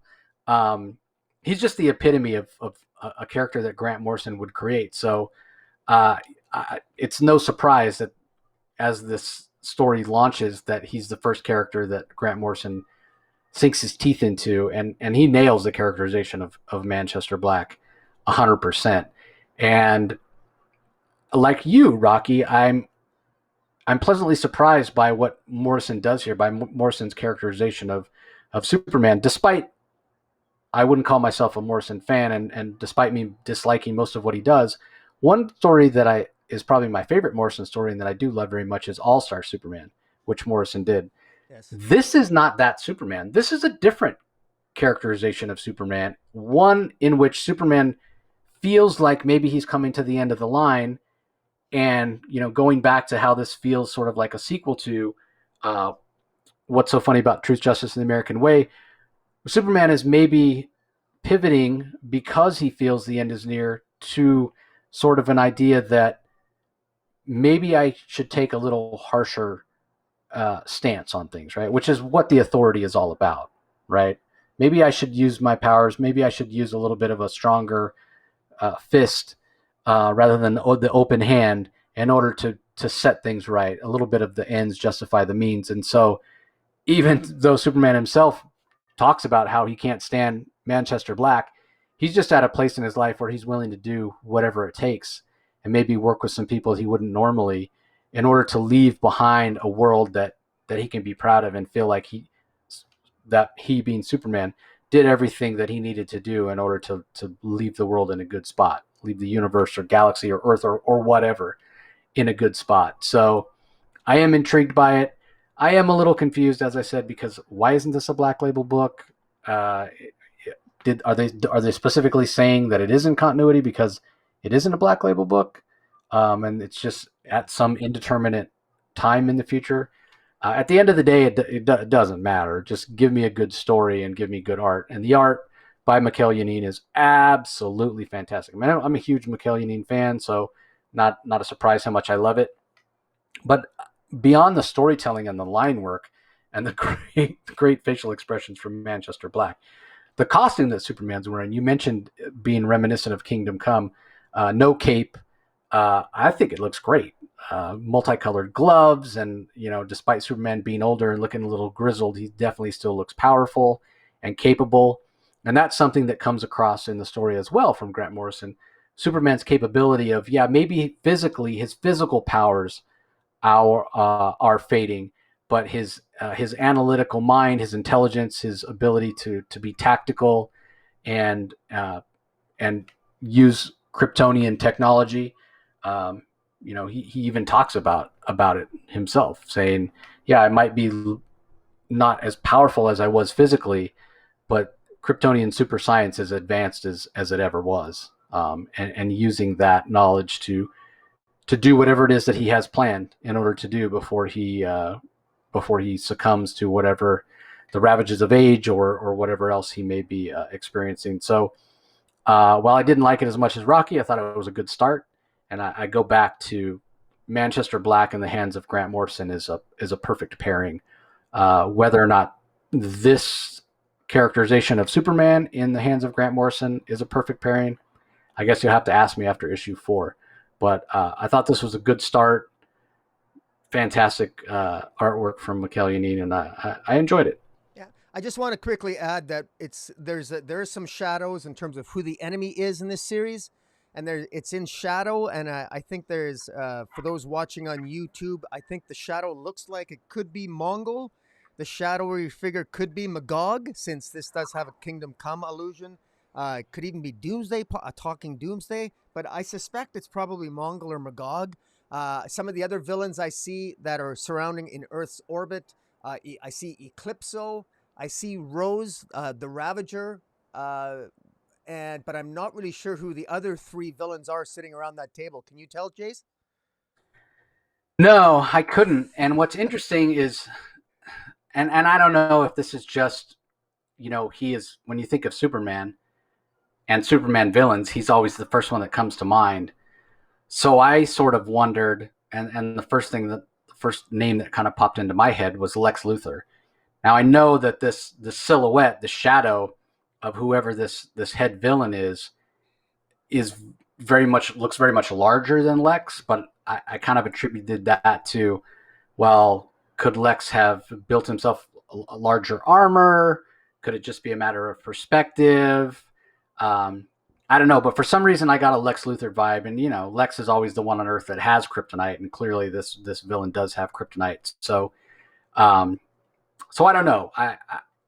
I don't really have a preference. I kind of think maybe not Mongol, just because Mongol's the big bad over in Action Comics for Philip Kennedy Johnson. So yeah, I don't know. I don't know, and I didn't recognize any of the villains beyond the ones that you named. Um, so yeah, wouldn't mind if it's Lex. If it turns out to be somebody new, that would be okay also. But yeah, not sure at this point. So it's a wait and see. Yeah. All right, on to the next book. We're going to talk about Supergirl and the Woman of Tomorrow. This is from writer Tom King. Bilquist Evely handles the art. Matias Lopez on colors. Yeah, I really enjoyed this issue. What did you think, Rocky? Um, I'm just bringing it up here. Sorry. Um, I thought this was kind of a little bit of a filler issue for me, to be blunt. But I didn't mind it, but it was kind of a filler issue for me. Um, just sorry, I thought I had some notes here, but I actually, this is the one where I didn't make any notes on because I felt it was this was exposition heavy. This was definitely exposition heavy. I enjoyed this almost more for the beautiful uh, Bilquist Everly art. This is just, this the young girl that basically had hired Supergirl to help find the person who had killed her father on her planet, where she was basically, her and her family are rock farmers of all things, and reminiscent of the old John Wayne Western. This is a play on the John Wayne Western. I forget what it is. Yeah, it's the one that they've recently remade with Jeff Bridges, and I can't Yeah, think of it either. was it Uh, I'll look it up while was you it keep True? talking. Not True Grit. Yeah, yeah, True Grit. It That's is it. True Grit. Yeah, Yeah, where the young girl comes and recruits an old washed up yeah, gunslinger to help her right. get revenge.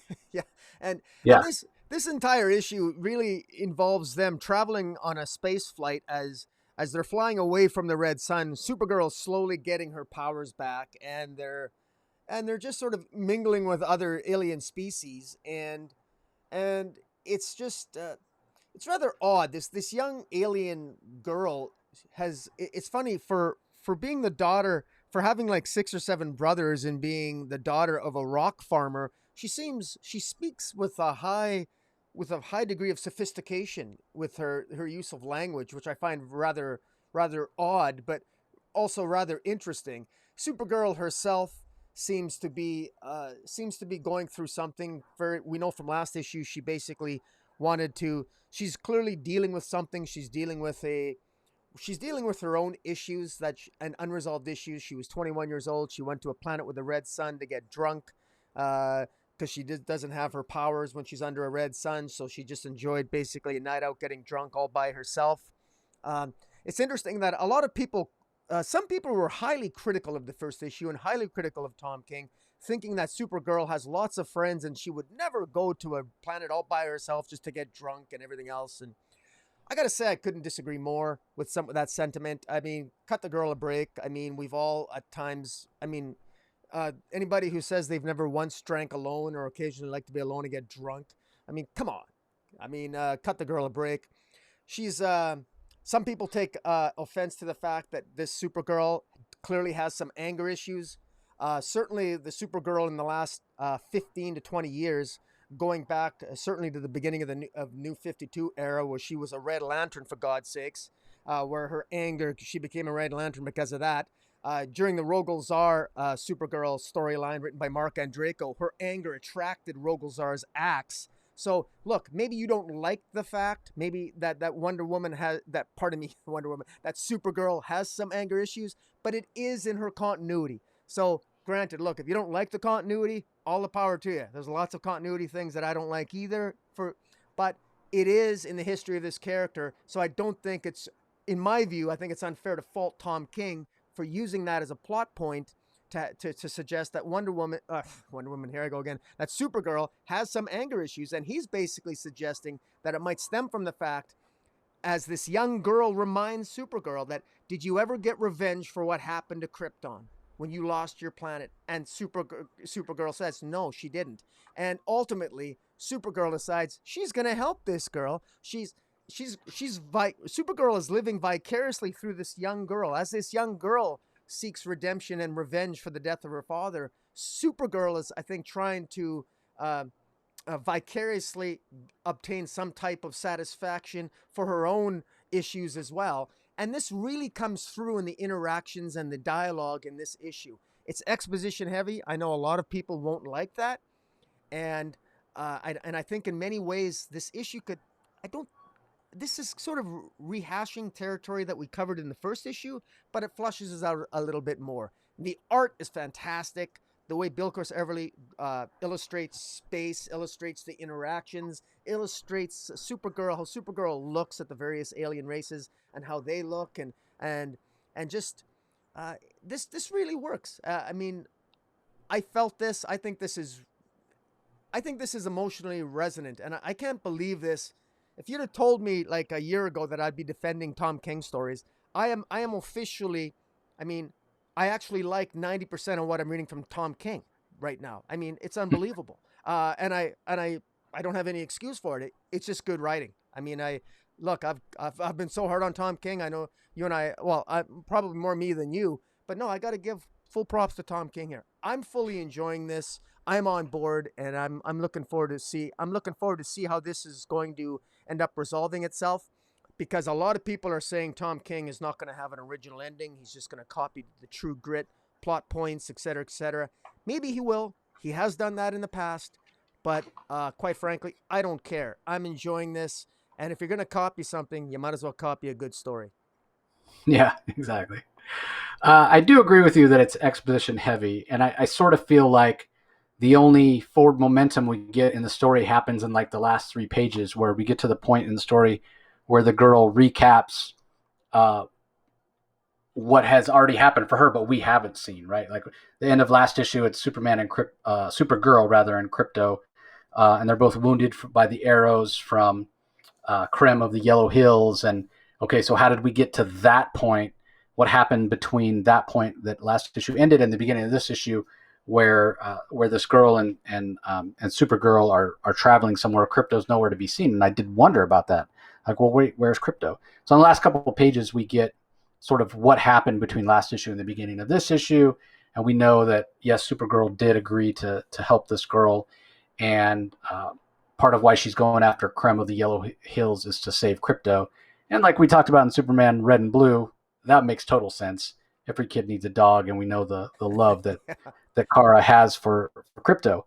Um, I do agree with Rocky as well about it's interesting that this young girl who grew up, dirt poor as a rock farmer, has such flowery language, and that flowery language, the cadence, the choice of words that Tom King uses, it's a little fantastical, it's a little sort of fantasy, and what I love about that, what I love about the feel of it, it feels almost a little like Old English at times. It so perfectly matches the Bilquist Evanly line work, which also feels a little Old English, a little fantasy, maybe a little, Lion Witch in the Wardrobe, a little Victorian. There's all those spices and influences kind of thrown in there. Um, it is clear in reading this issue that this girl is actually telling this story much later in her life. At one point, um, she even references her elderly ears when she asks Supergirl that question that Rocky alluded to earlier. Um, I asked her how she felt about did you too seek to avenge the death of your family?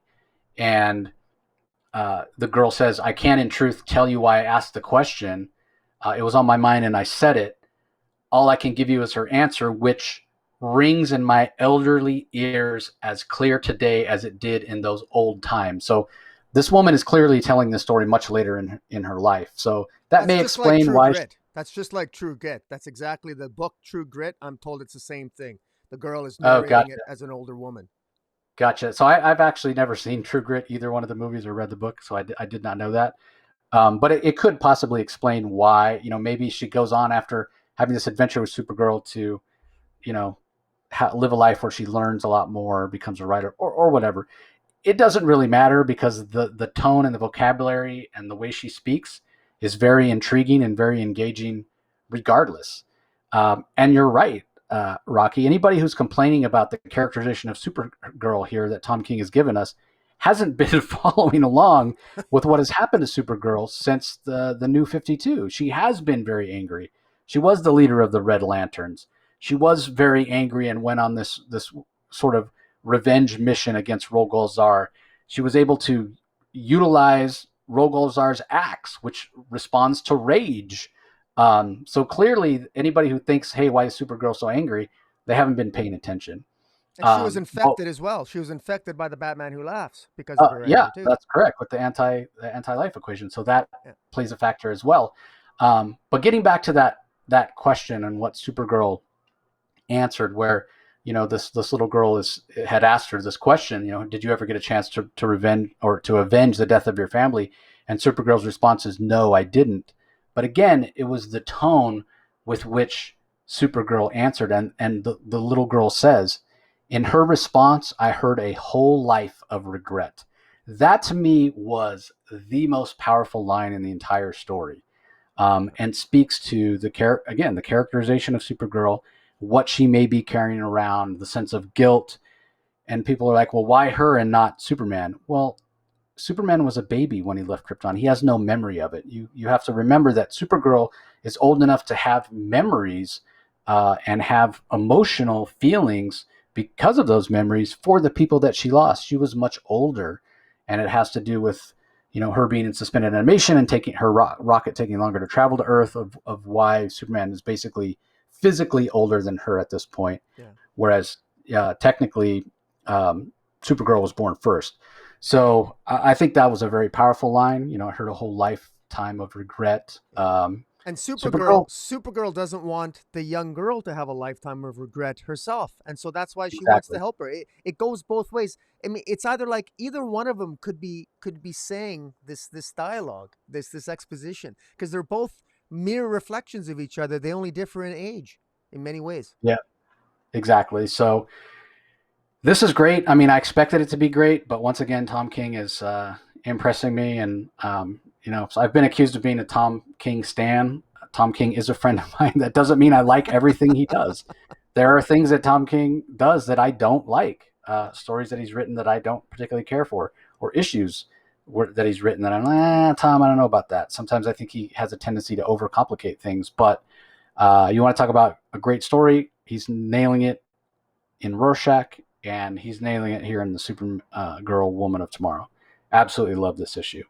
Very well done. Despite the fact that we only get a little bit of forward momentum. But I think it was necessary. I think we really have a better understanding of how these two relate to each other. And I would expect, with only 6 issues to go, the rest of it to be have a little more action.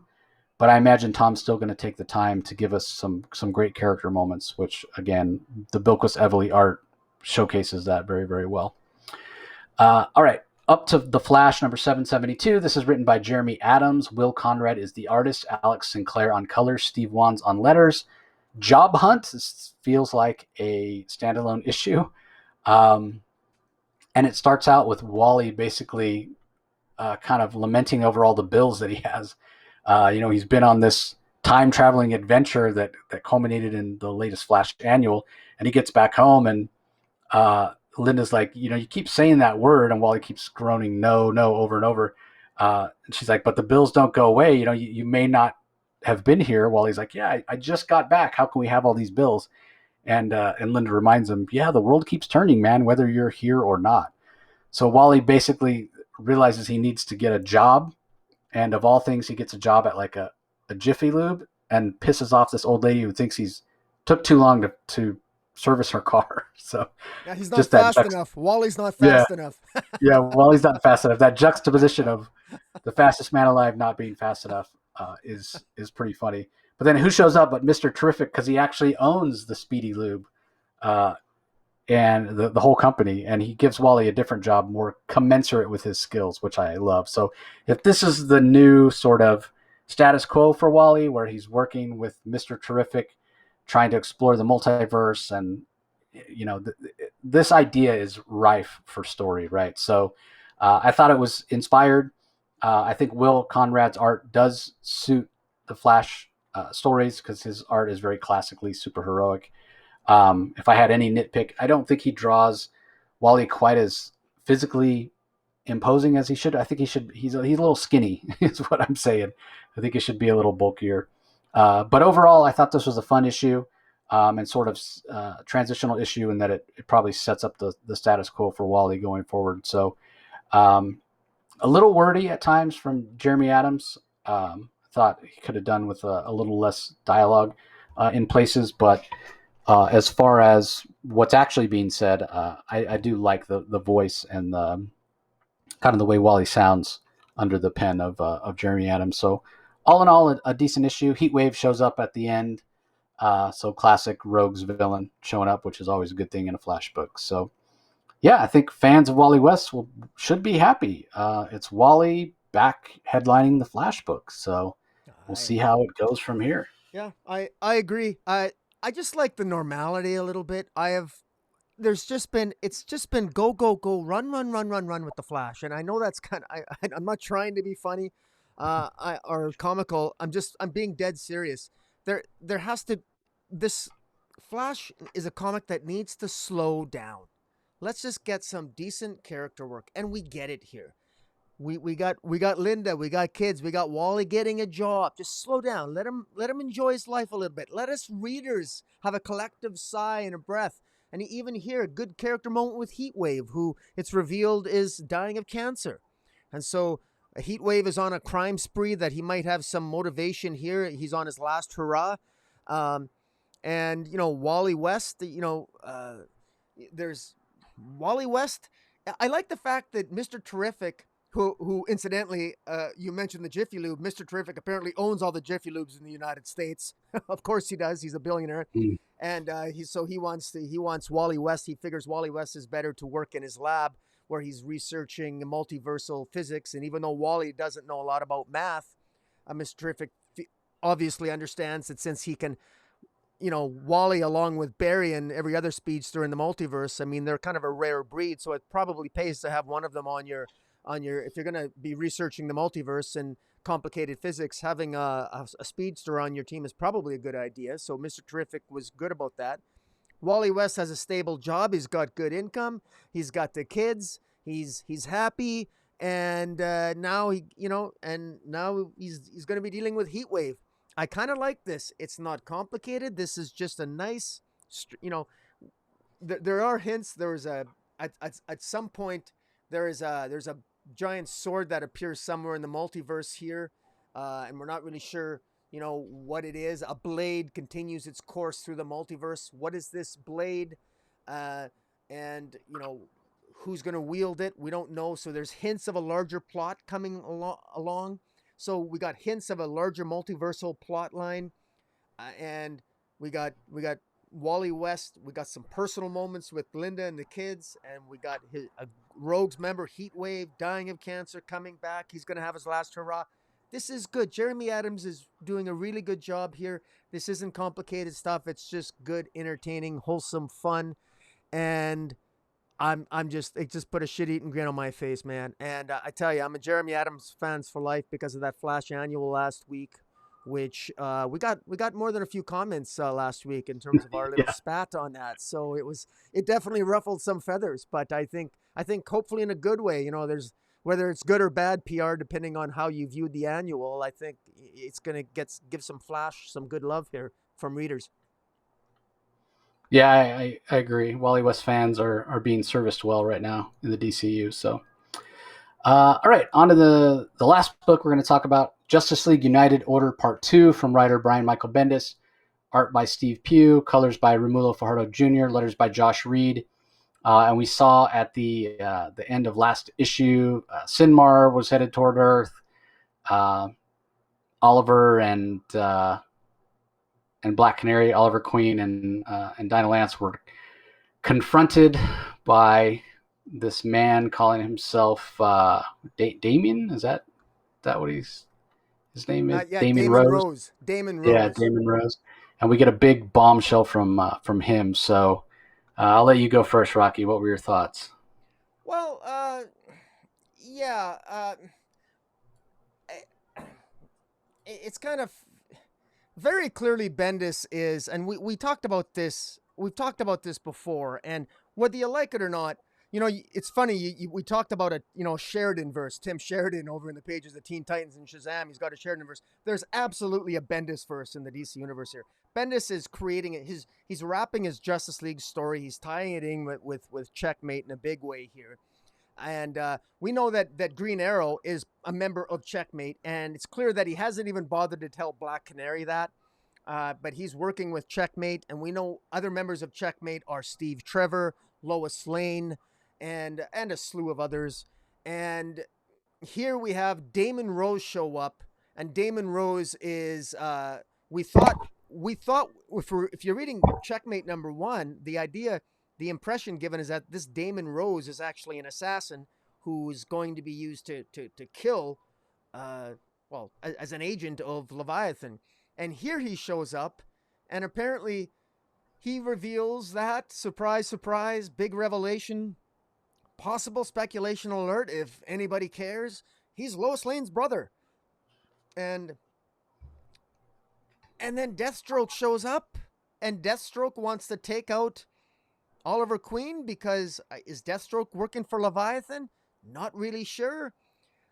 Damon Rose is there for what purpose? We don't know because it's frustrating. We get this Bendis dialogue where there's a lot of snappy repertoire in dialogue between all the characters, but nothing is revealed.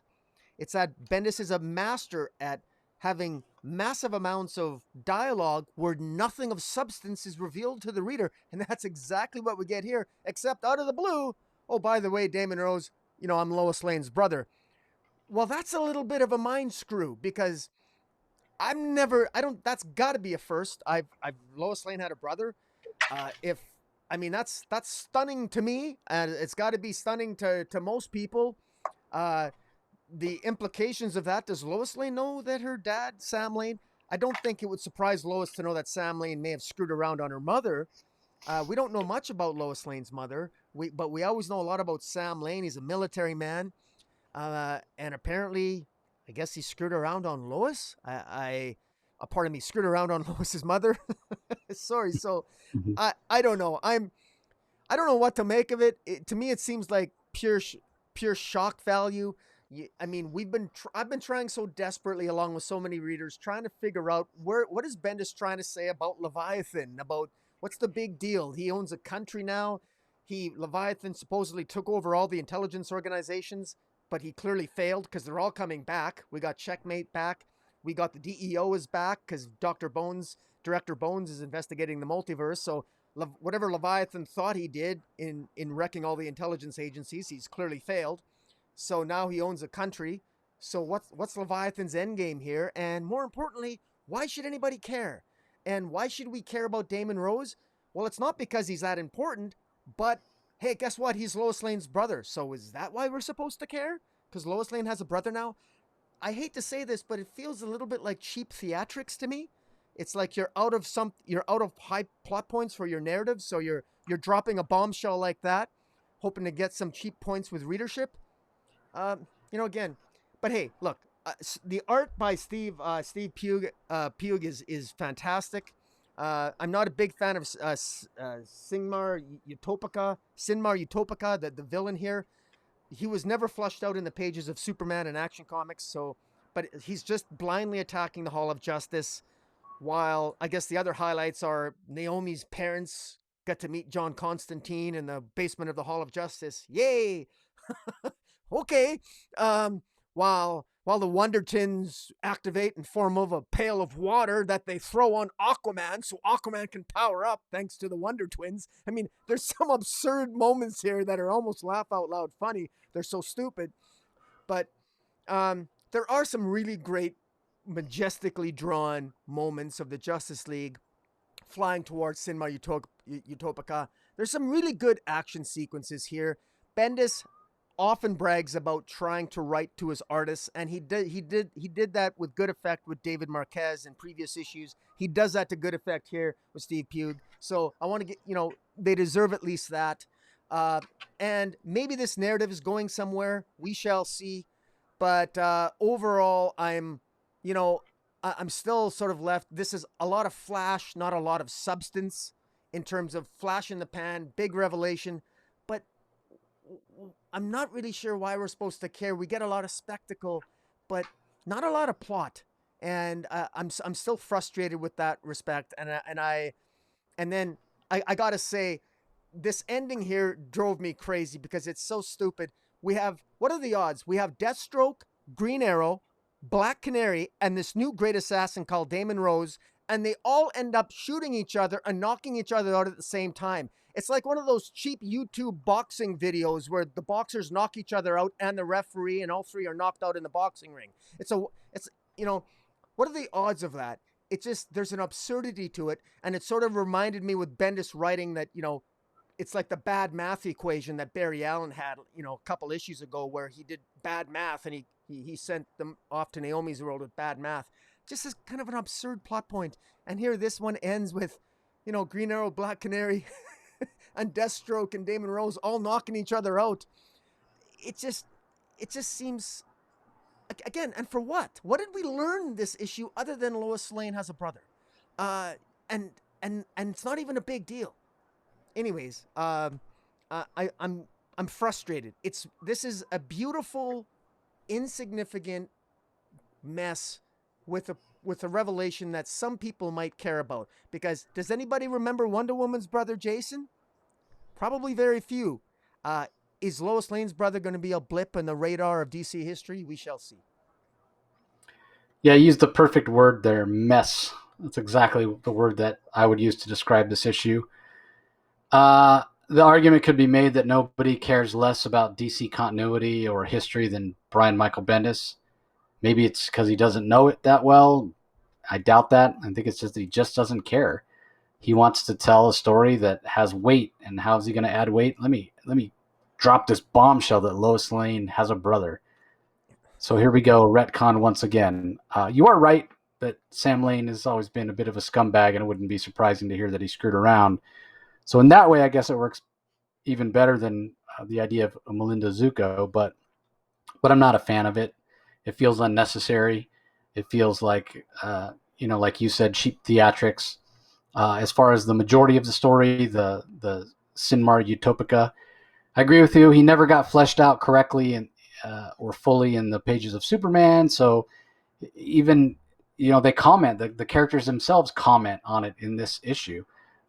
Getting a little meta, maybe, because maybe Bendis doesn't even have the answer. Like, what's this guy's deal? Why is he coming and attacking Earth so much? Why does he want Superman dead?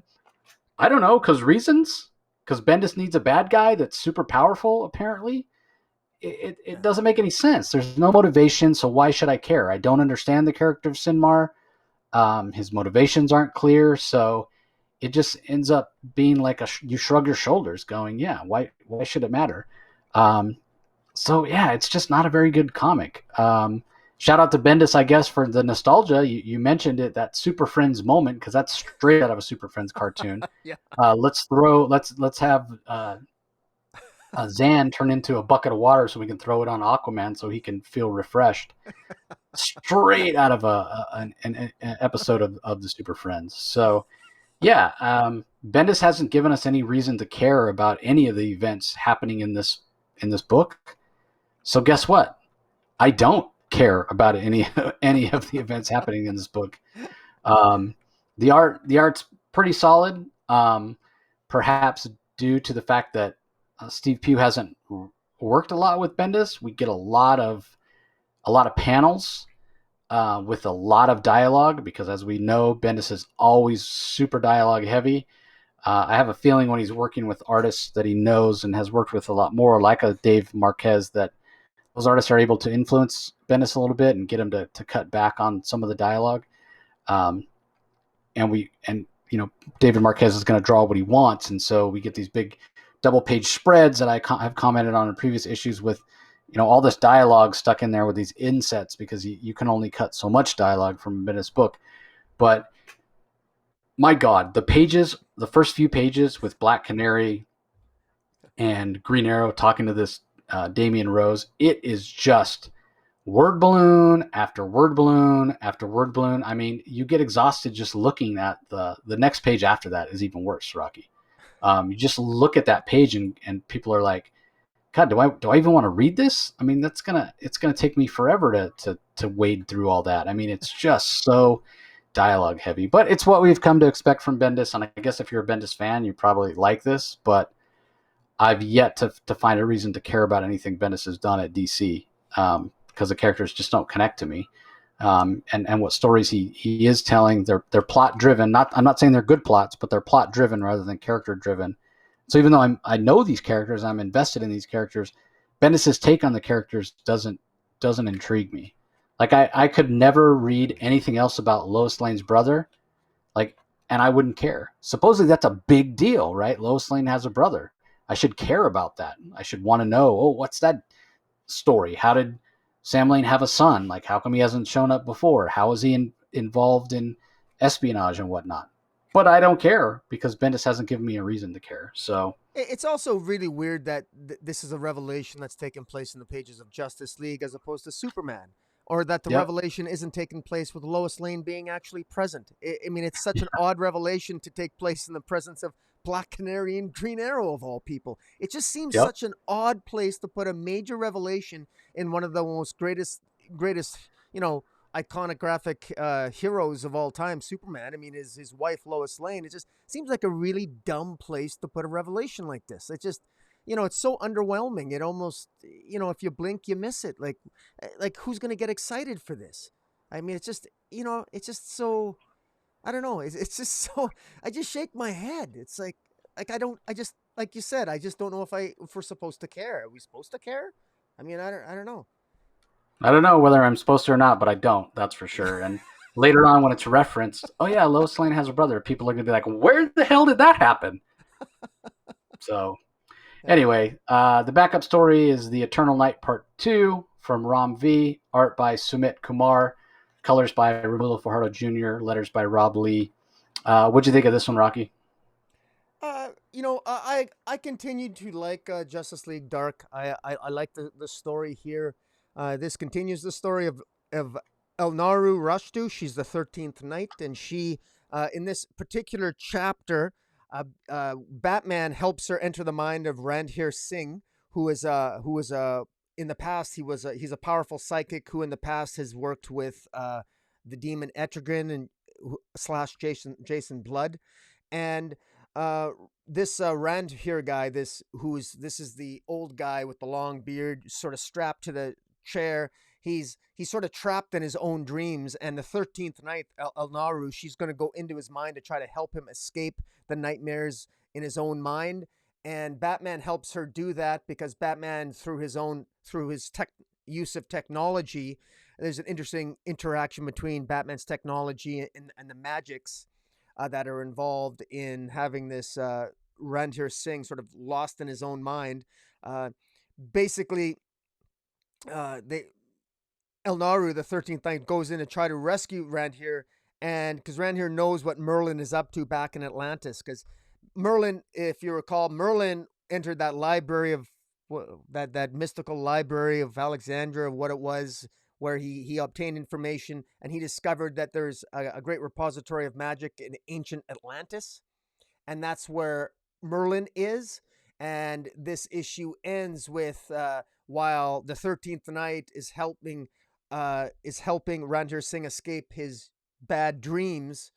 Uh, the the other members of Justice League Dark are confronting Merlin uh, at Atlantis, and of course that's along with Aquaman. So you got Aquaman, Zatara, Constantine, Ragman, Demon, and Bibbo, the detective chimp, all in Atlantis, ready to confront Merlin. Merlin is prepared for them. He seems a few steps ahead, and we got to remember that we know from Future State that Merlin ultimately ends up being victorious, and And the only way that Merlin can be defeated is what Jason Blood told the demon, or pardon me, what Dr. Fate, Khalid Nasur, told Jason Blood, the demon, saying that the demon is apparently a special kind of being, that the future's not written in stone, because the demon has sort of an interesting ability maybe to, the past is not yet written, so the future can change. And that's sort of what we have to rely upon with our knowledge that Merlin will ultimately win. Maybe there's still hope with what Jason, the demon, knows in conjunction with Ranhir Singh, who has worked with him before, and the 13th Night. So I gotta say, reading all these chapters together, I'm looking forward to, if they ever collect this as a trade paperback, I might just buy the trade paperback of just the Justice League Dark issues, because I would much rather have, and we've said this before, we're sounding like broken records every time we review Justice League, that the Justice League Dark should be the primary story here, because it's that it's just that much more of a rich, fully thought out story, but in fewer pages. It's actually quite stark, the difference in the quality of the storytelling. Yeah, based on the fact that the young Wonder Woman story that Jordi Belair's writing, we got word that it's being collected. Right. I have a feeling that the Justice League Dark will be collected as well. I agree with Rocky again. Not to sound like a broken record. It's obviously the higher quality story of the two. I'm liking this character of Eleanor Rushdu. The 13th Night of the Round Table. I love the fact that Aquaman shows up here at the end. I thought it was inspired storytelling here. I like the Batman appearance. Again, Batman is so overused. We've talked about that plenty of times on the podcast, but at least here there's reasons for him showing up. Like Ram V gives legitimate reasons that she's in Gotham, and he's not overused, and it makes sense that he would show up here. And I love that he acknowledges that Eleonora is capable to go inside this guy's brain on her own. He even though he's just met her, that shows that he has confidence in her and shows that she's capable. So again, I guess I slightly prefer the Zermanico art, but that's just a personal preference. Sumet Kumar is definitely a great artist. I do enjoy his art here more than I did in the Future State work that he did. The art here is a little tighter. And as far as the storytelling choices that he makes, they're very solid.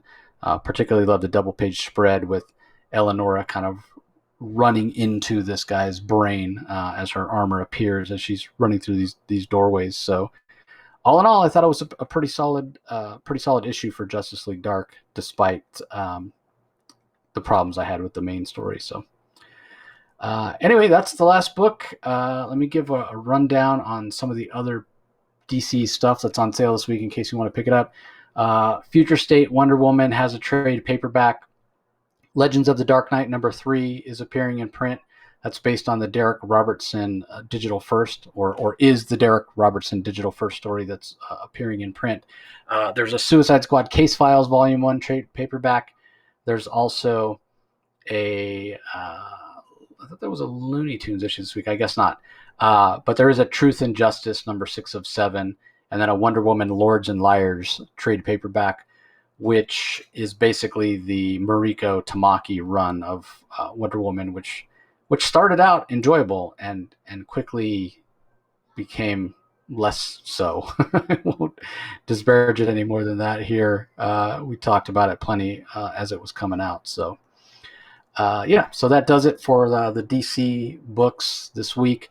I am absolutely overwhelmed with work right now. So other than this and the New Comics Wednesday episode, probably not going to have much out this week.